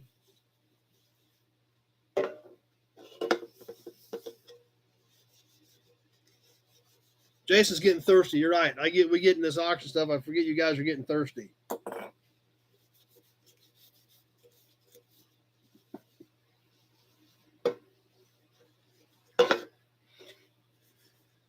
So we're going to sell this pair of cans, and I got one more super cool can. Then we probably better get into the magazine. So tonight's can bundle, Paco cans, bundle of cans, whatever you want to call it. A pair of Phillips 66, 1 aviation, 1 motor oil, 1 silver, 1 white. Let's look at them individually. Starting off with the silver can. These are both composite cardboard cans. Slide another one of those in for you too. Silver, Phillips 66, red shield, silver can, white V on it, 66 motor oil. This is drained from the top, SAE 2020. Bottom looks good. Back has the instructions on the back. Phillips Petroleum Company, Bartlesville, Oklahoma. And the Phillips 66 Aviation, also cardboard, same era. Red shield, white can, blue V stripe on it for Phillips 66 Aviation. Kevin says he remembers buying that oil. Drained from the bottom on the aviation can. Or burning that oil. Kevin remembers burning that oil. So anyway, the pair, a set of probably late 70s, early 80s. It's kind of crazy to think that these are probably 40-year-old cans. Still in pretty good condition considering their age and that they are cardboard cans. Because, like I said, these things sit around with oil in them, they'll literally collapse. So anyway, the pair of Phillips cans, Tweedledee starting us off at 30 on the set. On the back, they kind of do the same thing. The V's kind of come to a point in the back right above the shield on these. So, I like them. Like I said, I have no problem with the cardboard cans, especially cool ones like these with this type of graphic on them. So, Charles at 35 is our high bidder. We'll go ahead and get this on the timer. We are live on this one. Charles at 35 on the Phillips cans.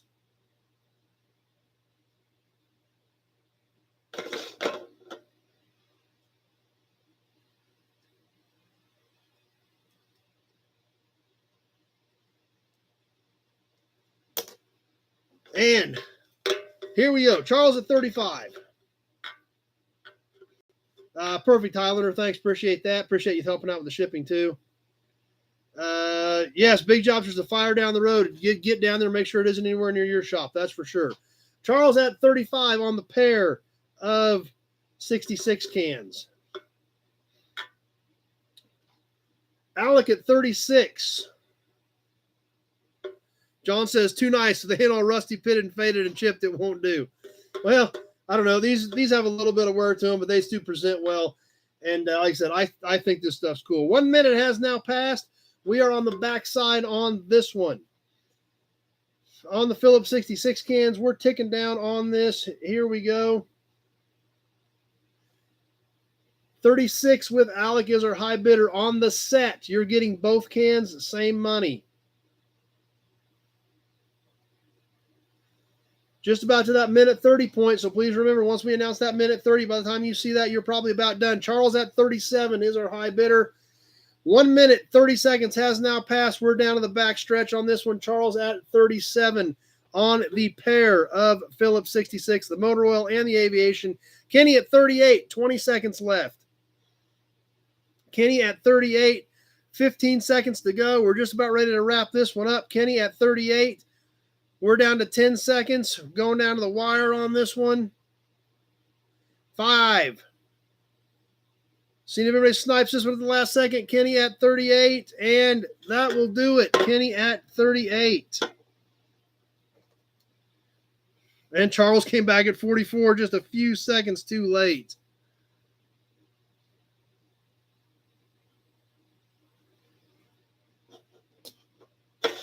All right, we'll do one more can, then we're going to wrap this up and get to the magazine. And I saved the best can for last tonight.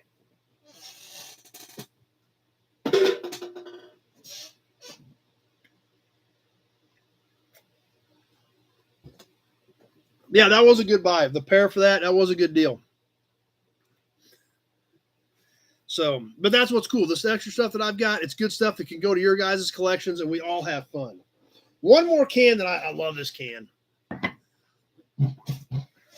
It is painted. It's got a little bit of rust on it, but it's great. It's a cool size. It's a little bit smaller. It's got awesome graphics. It's 4 3/4 inch tall. It is an all steel can. It is dated 1971. This is an STP concentrated cooling system stop leak and sealer. I love this thing. This is awesome. Jason says he likes rust. STP concentrated. Zach says in rust we trust. It is metal can. You see some surface rust around the seam. This is full, so I will drain it unless somebody wants to pay extra shipping on it. STP cooling system stop leak and sealer. Works with all types of antifreeze and coolant. Stops most leaks fast. Helps seal pressurized cooling systems. Won't clog the radiator. Harmless to all hoses, gaskets, and metal parts. Directions: add water to the point where radiator is nearly full. Run motor until water is very hot. Shake can thoroughly. Add entire contents to radiator while motor is running. For cooling systems over 20 quart capacity or very bad leaks, use 2 cans. To prevent new leaks from forming, leave STP cooling system stop leak and sealer in radiator. Note: concentrated cooling system stop leak and sealer works best in clean radiator. For best results, use radiator flush before using STP sealer. To protect your cooling system year-round, use STP Keep Cool Radiator Treatment. STP Corporation, Plains, Illinois. That's what it says on the back. I don't see any barcode. Right down here, I believe, yes, 1971 on the bottom of the can here. Suggested retail price of $1.50. I see no barcodes on this thing. It is sealed top and bottom. And it's a great looking can. Of course, anything with the STP logo, loud, proud, and in your face is always cool. So, Alec at 30 is my high bidder. I got a lot of bids coming in on this thing, but Alec at 30 is our high bidder at this point. On the STP cooling system stop leak and sealer, we're going to kick this one off. We are live on the timer. Eric, I have several full cardboard cans. Should I drain them? That's up to you. I like to because I don't like them to leak. Kenny at 33 is our high bidder on the STP cooling system can. Charles is right back at 35. We are live. We're ticking down. 1971 STP concentrated cooling system stop leak and sealer. 30 seconds has passed. And we're coming up on the 1 minute mark. Alec at 36. Kenny at 37. John said, it is a great looking can, John. I was excited about this when I found it. So, and I knew you guys would dig it because it's the STP, loud, proud, and in your face. Charles at 40. As we hit the 1 minute mark, we are now on the back side of this can on the 2 minutes on the timer. As always, be thinking about your max bid at that 130 mark. I've got Charles at 48. Oh, I got Kenny at 42. Bill Wagner, just add rice. Yep. So, Kenny at 42 on the STP can. Charles is back at 45. We're coming up on that minute 30 point. At a minute 30, when I announce the minute 30, please remember we're just about done and be ready to. We are at a minute 30 right now, so be ready with your max bid because of that delay, depending on your device. Charles at 45. 20 seconds left. Charles is my high bidder at 45 on the STP can. 15 seconds left. I really got to pay attention here down here towards the end. It's getting a little hairy. So 10 seconds left. Charles at 45. Lee at 50. 5 seconds left. That does it. And Lee got that because Charles came right back in right after that. But Charles came in at 51 right after I had sold it to Lee at 50. But Lee came in at 50, and there were 3 other bids at the same time, 46, 47, and 49, all as soon as Lee's 50 hit. So Lee at 50 is where we came in at that one at.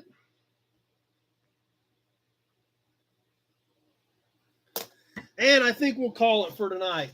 We got to keep moving on to the magazine and trivia and all kinds of other cool stuff. But had a blast with you guys as always. Had a ton of fun tonight. And we didn't even put a dent in the stack. I got the tester out of the way. That helped. That's right. Bill says everybody was sharp tonight. That's right. I mean, everybody was on it tonight. You guys did awesome. And it was a ton of fun. And a lot of you guys have a lot of cool stuff on the way to your collection. So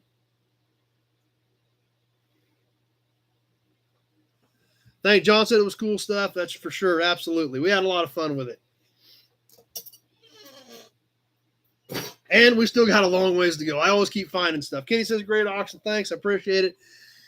It's fun. It does support what I do here financially, but that's right. Old School gave himself a pat on the back. But that's what's great about it. We have fun with it. Everybody's great sports about it. It's extra stuff in my collection. We can share it out. It goes into your collections, and we all think about the fun we have doing it. And we have a Hudson badge. But anyway, let's get into tonight's magazine. Pete says, thanks for sharing. Hey, that's what it's all about. That's why we're having fun doing it. John said he didn't win anything, but now he's got lunch money. So that's a good thing, too.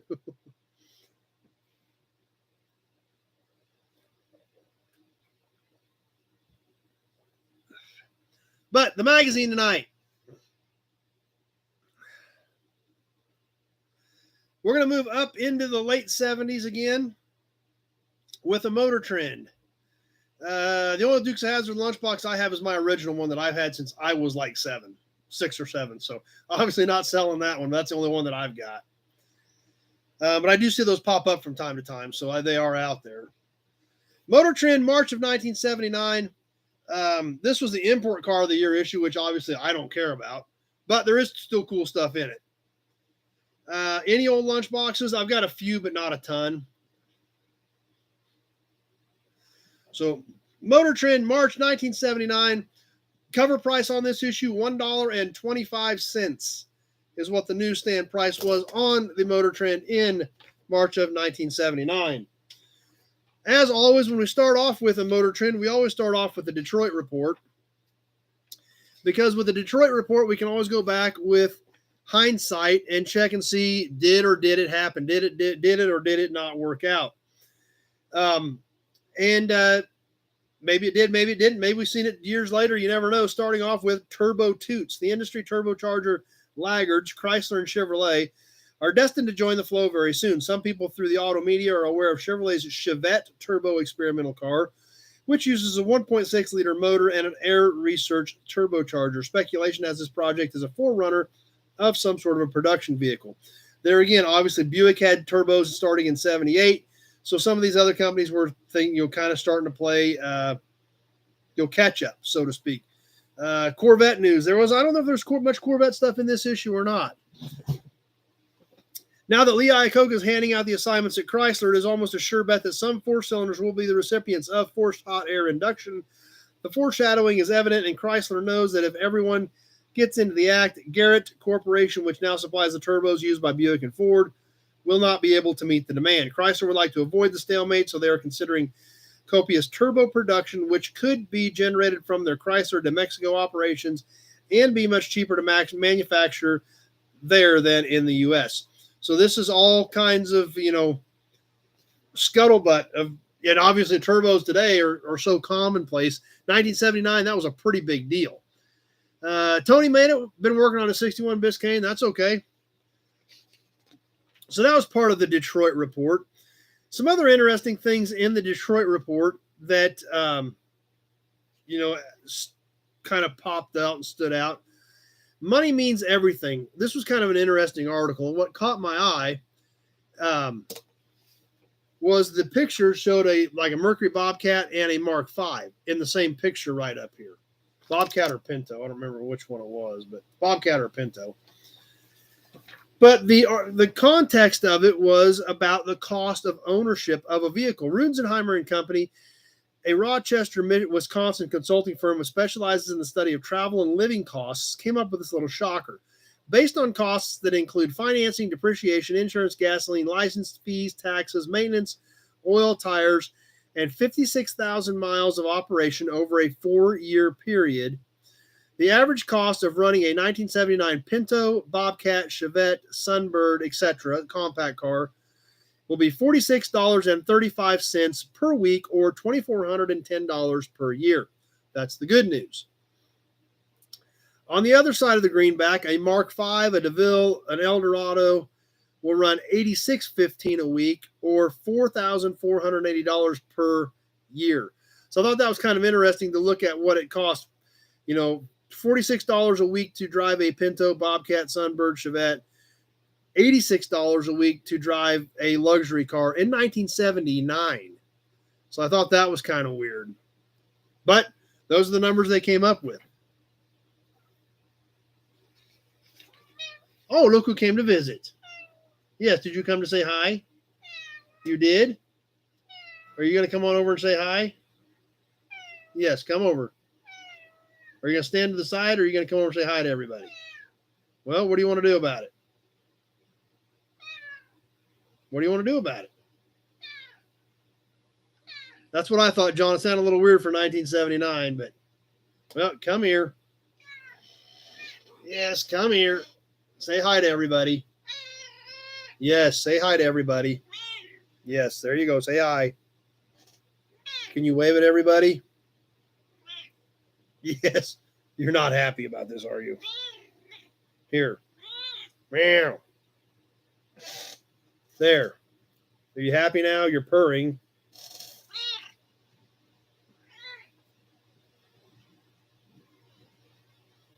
You just going to stand in the way or... No, don't stand on the keyboard. I've told you not to stand on the keyboard. Do not stand on the keyboard. We're reading a magazine. Is that okay with you? Do you mind? How much for the... No, don't step on my keyboard, dummy. Everybody saying hi. Should we sell you?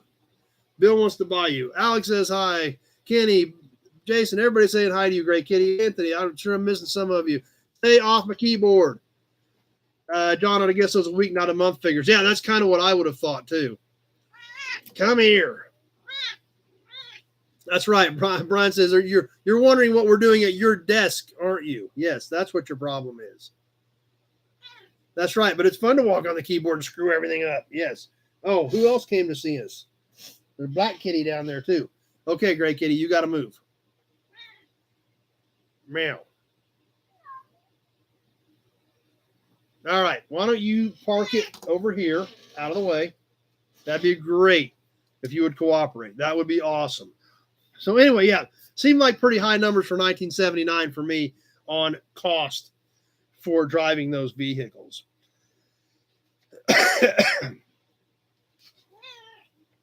Oh, it still isn't good enough for you. Yes? Can I help you? Can I help you? You going to say hi again? Here. There, say hi to everybody. Right here, say hi. Say hi. And now you can move. Yes, now you can move. Next, we're going to go to the roving report. A couple of interesting things in here.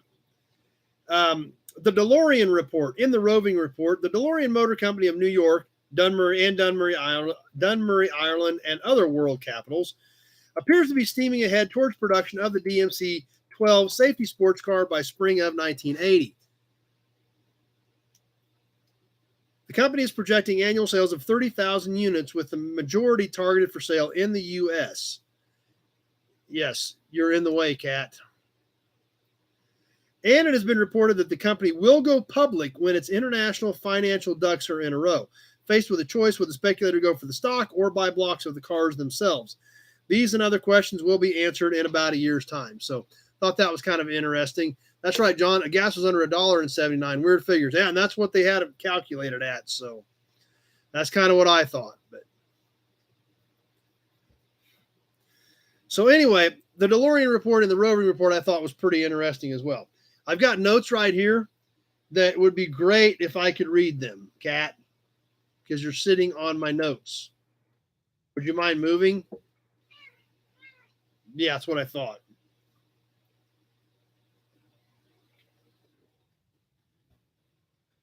All right, you got to move. Yes. Say bye. Say bye and go sit over here like a good cat. But let's get into some more. Cat, are you kidding me? Okay, you're kind of getting to the pain in the butt level. Yes. Yes, you're in the way. All right, you got to move. You got to move. Well, let's get into some of the road tests that we had back in March of 79. Yes, you're a cat. You're a pain in the butt.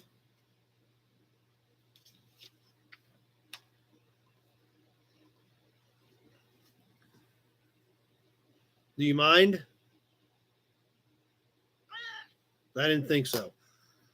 Starting off with a G-body. Obviously, G-bodies today are getting crazy. That's right. That's right. Exactly, Randy. Why are your notes on my desk? That's exactly what she's saying. You got to move. Anybody ever seen a sale kitty? Yeah, you're about to be a sale kitty. All right, you got to move. How can I show them the magazine when you're sitting on the magazine? Now you're stepping on the keyboard. Okay, you need to go. You need to go. But the Chevrolet Malibu Classic, midsize convenience, big car luxury, and a taste and a touch of finely tuned performance.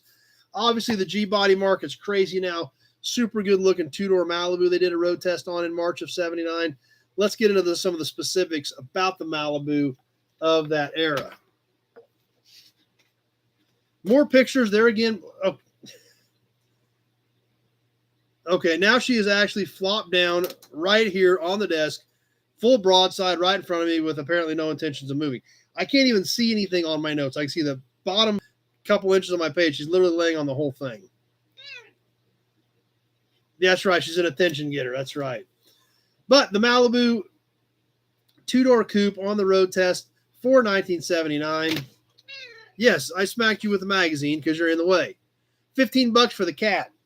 You're about to get sold if you keep this up, dum-dum.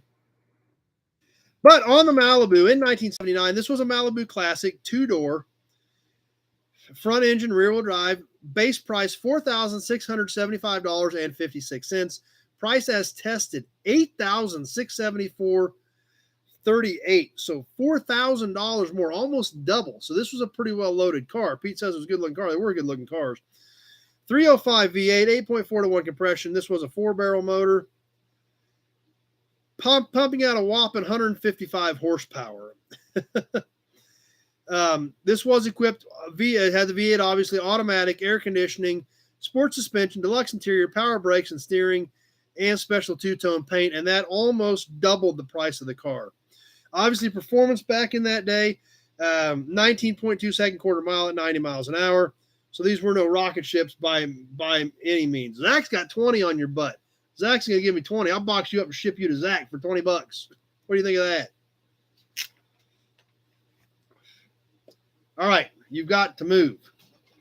You have to move. You have to move. You have to move. You have to move. No, now what are you doing? Oh, geez, you're turning into a problem tonight. You are turning into a huge problem. You've got to move. Okay. Now what are you doing? Now you're trying to bite me. Actually, option, Rob, it's not. It wasn't a Landau. It actually was the standard B pillar and did not say anything about a Landau. If it had said Landau, I could have understood that price, but it did not. You've got to move, period. That's all there is to it. Get your butt up and move. Just poke holes in the box before shipping, yes.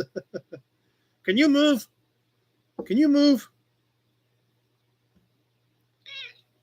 Yes. That's right, Pete. 19 seconds with a V8 4-barrel and sports suspension. Brian says she wants more auction items.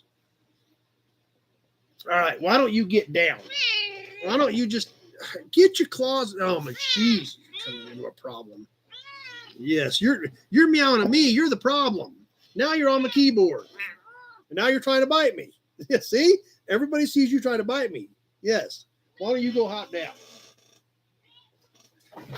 I sat her in the auction box. She didn't like that. One of the auction boxes. Okay. All right. Kenny says, don't drain. Did you get what did you get, Kenny?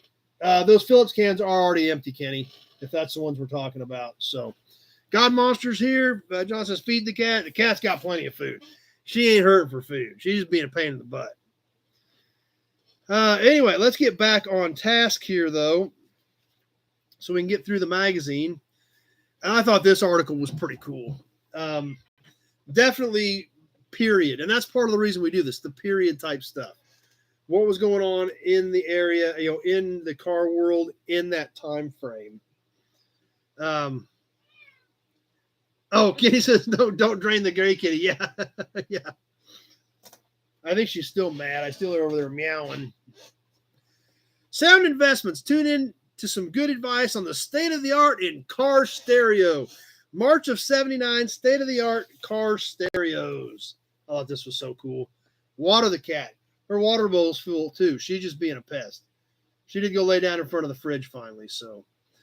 But super cool, period correct car stereos and accessories for 1979. Thought this was kind of a neat article to take a glance at.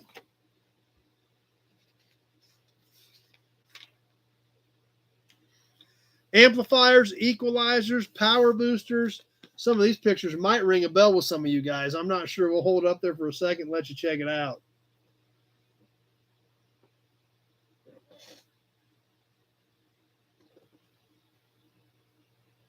Butts this week, gotta love the tunes. Ozark Fox says, get a dog.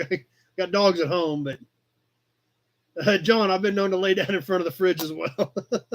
How about one of those? That'd help out with the fridge trip. Bill Disc a little before his time. Yep. Pete, you were cool if you had one of those equalizers hanging under the dash. And in the last part of it, speakers.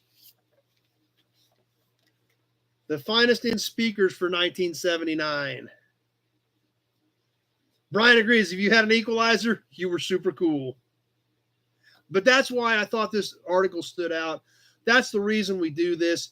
Looking back in time, bringing back those memories, thinking about things we haven't thought about in years, and having a great time with it.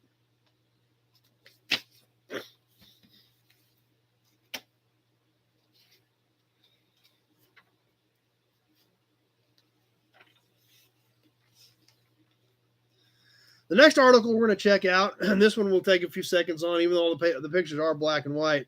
John, all the memories of new Kmart speakers. Tweedly says the 6x9s. Yep. Pony car shootout. Once again, the Z28 Camaro takes on a performance-loaded Mustang. Black and white photos, but still definitely super cool period photos of the Mustang and the new Z28. Alec, yep, you were either Pioneer or Jensen on your speakers.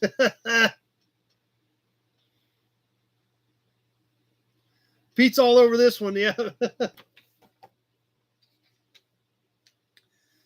Mustang Cobra versus the Camaro Z28. We'll get into a little bit of the specs here. I'll show the pictures. It has an interior shot of each one. We'll try to get it up here close where you guys can kind of see that as well.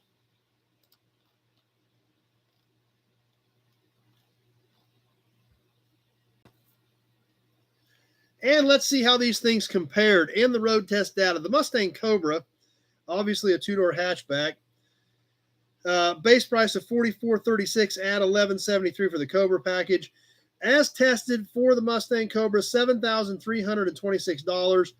This included the 5-liter V8, different tires, wheels, suspension, power steering, power brakes, power door locks, rear wiper, washer, air, interior accent group, AM FM stereo with special amp and speakers. That's right, Ozark Fox, Spark-O-Matic. That's a word you haven't heard in a while, that I haven't heard in a while at least. Randy, Cobra Equalizer and Jensen 6x9s in 1978. What memories? Radio Shack. That's right, Brian. So, the Mustang Cobra was a 5-liter. Cost $73.26. Obviously, a 5-liter V8 of 302. 140 horsepower with 250 pounds of torque. The Mustang was a stick. It was a 4-speed manual. The Camaro, the Z28 in the road test, obviously a 2-door coupe. Base price of $66.15. Price as tested $88.14. The base Z28 was $61.15. As tested, AC, power steering, power brakes, power door locks, power windows, console, AM FM stereo with 8-track, custom interior upholstery, wheels, and a posi rear end. So basically, both very comparable equipped option-wise. The Camaro was $1,500 more than the Mustang Cobra. The Camaro actually was still a 350. The test car was a 4-speed. This is kind of interesting, though. The gear ratio in the Mustang was a 308. The 4-speed Z28 listed as a 373. That must have been a 4-speed deal. The automatic Z28s in that era were typically 342s, because I always grabbed Z28 rear ends to put in the Trans Ams, because the Trans Am was a 323. The Z28s were 342s. There must have been either a special order gear ratio or a 4-speed deal. So, but it did still have a 350 in it. How did they perform? Let's see. John, Kmart speakers and a can of chrome spray paint. You had it going on. Kevin agrees. Norman says Kitty needs her own computer. But performance-wise, on the Mustang Cobra versus the Z28, standing quarter mile of the Mustang Cobra, 302 4-speed, 16.8. Standing quarter mile of the Z28, 16.4. So very comparable. The Camaro, standing quarter mile was at 84.8 miles an hour, 82 mile an hour for the Mustang. Top speed of the Mustang is 118. Top speed of the Camaro, 120. Both very, very comparable performance-wise. The Camaro significantly higher. But how many of those early Mustang Cobras do we see compared to Z28s today? I don't know if those just really didn't take off. It was the new body style change when the Fox body came out, or what happened. But you don't see a lot of those Mustangs. You do still see some Camaros, though. Tony still has a set of Kmart wheel locks in the package. So kind of some interesting data on the road test comparison between two cars that we see a lot on here. We see a lot of Fox body stuff in this era magazine. Obviously, we've got a lot of Camaro fans on here besides me. And obviously, we know Pete, because Pete's getting one from me as well. So I do actually have to sell a Camaro because Pete paid for it. So now I have to sell it to him, which means I got to go buy 2 more Camaros. So anyway, there's the road test data on the Mustang and the Camaro Z28 for 1979. That's right, Bill. It's past the kitty's bedtime. Actually, she's over there getting a drink now. So one more article before we get into the ads for this issue.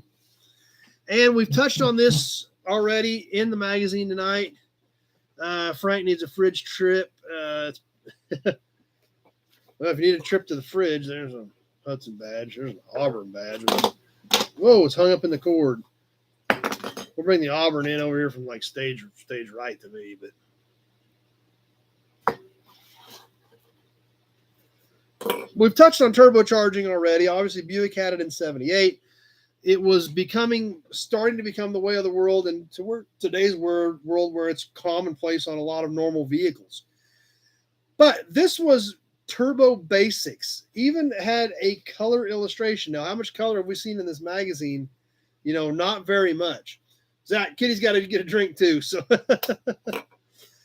turbo basics. First, you take a simple air pump, and this actually breaks it down. because there's it turbo technology a little bit in the 60s, like we talked about last week. Late 70s, it was starting to become mainstream. Randy, she's got a dry throat from telling me off. That's probably true. But this one I thought was really great to have this big color schematic, almost 2 full pages. You know, the turbine impeller, the exhaust system coming in, the wastegate, from exhaust manifold, engine out, compressor turbine, you know, the carburetor, 2 intake manifold, pressurized engine oil to lubricate everything. We'll just hold this up here for a second, let you guys study it, because a lot of people did not understand this stuff at that point. Like I said, turbocharging was pretty new. I got to get that light up Buick turbo sign out. Maybe I can set that up for next week since we're talking about so much turbos. Jeff, didn't they turbo the Skyhawk at one time? Or too bad they didn't turbo the Skyhawk. Yeah. Pete, need that as a poster on my wall. But no, Buick did the Turbo LeSabre, the Turbo Regal, and the Turbo Century in the late 70s.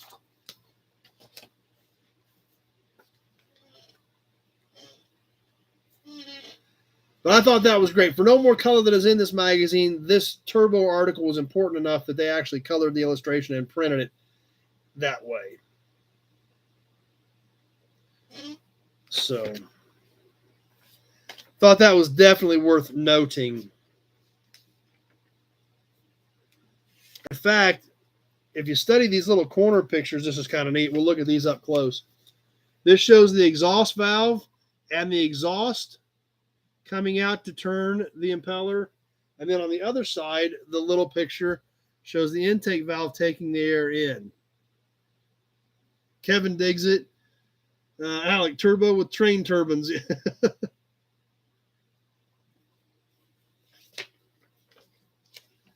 So anyway, that's what I had marked down for articles in tonight's Motor Trend from 1979.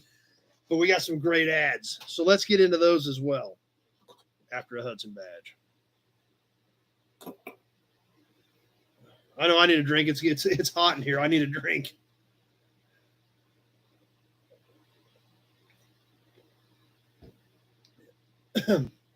It's actually, holy cow, it's 90 degrees in here.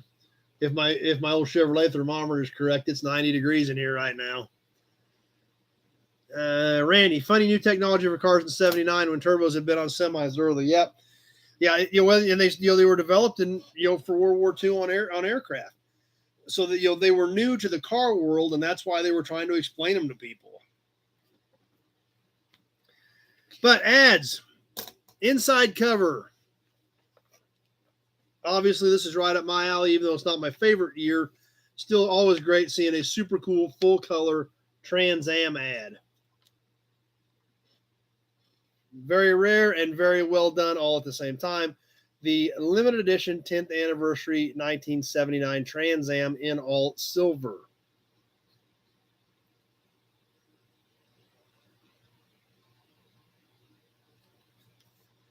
Big Job's back. Local scrap guy, recycling yard, cans and sheet metal, small operation building has gone up in smoke. Well, hopefully that isn't anywhere near you, and hopefully there wasn't much damage. Hopefully it was just a small area. But glad everything's good with you, and glad you made it back, Big Job. Next ad, we're going to check out super cool accessory stuff. Kind of back to the speakers and stuff we were just looking at. Only this one was Superior, your California connection. There's nothing newer than a new wheel from California, and that is what Superior's extraordinary California wire is. California wire wheels from the Superior Wheel Company in 1979, right there on that Cadillac. Big John said the building is gone, so hopefully that's all there was. Jeff, what's my favorite year of F-Body? It depends. I mean, I've got so many of them that I like them all for different things.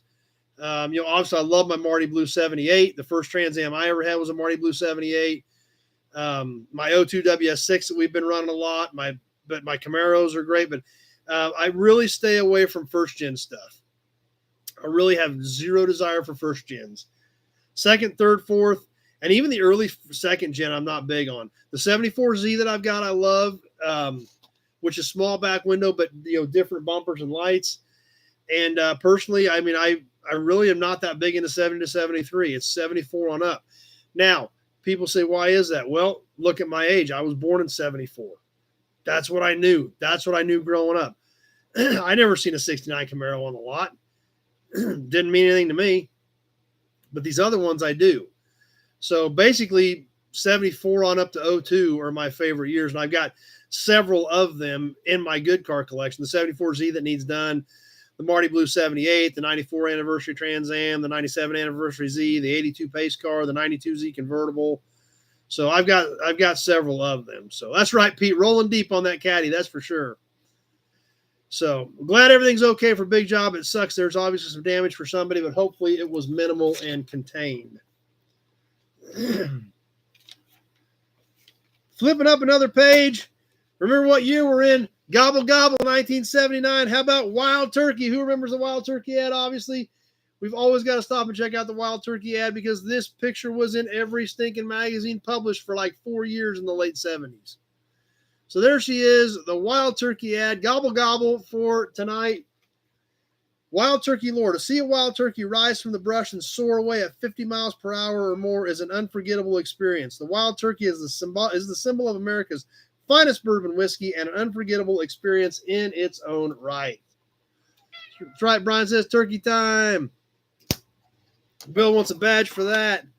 And we've got another Gray Kitty is back. Cat, what are you doing up here? Hey. Yes, you're in the way. Yes, you are still in the way. Tony says his brother still drinks that crap. You want some wild turkey? Maybe you go give you a little bit of wild turkey. Maybe you go calm down and go sleep. Yes, no, you still wouldn't. You got to get down. Thanks, guys. Appreciate you taking care of that. Down, up, out. I can't. My notes are right here. You are sitting on my notes. Jason still drinks it. Move. Move. Move. Move. Move. Move. Move. Here, move.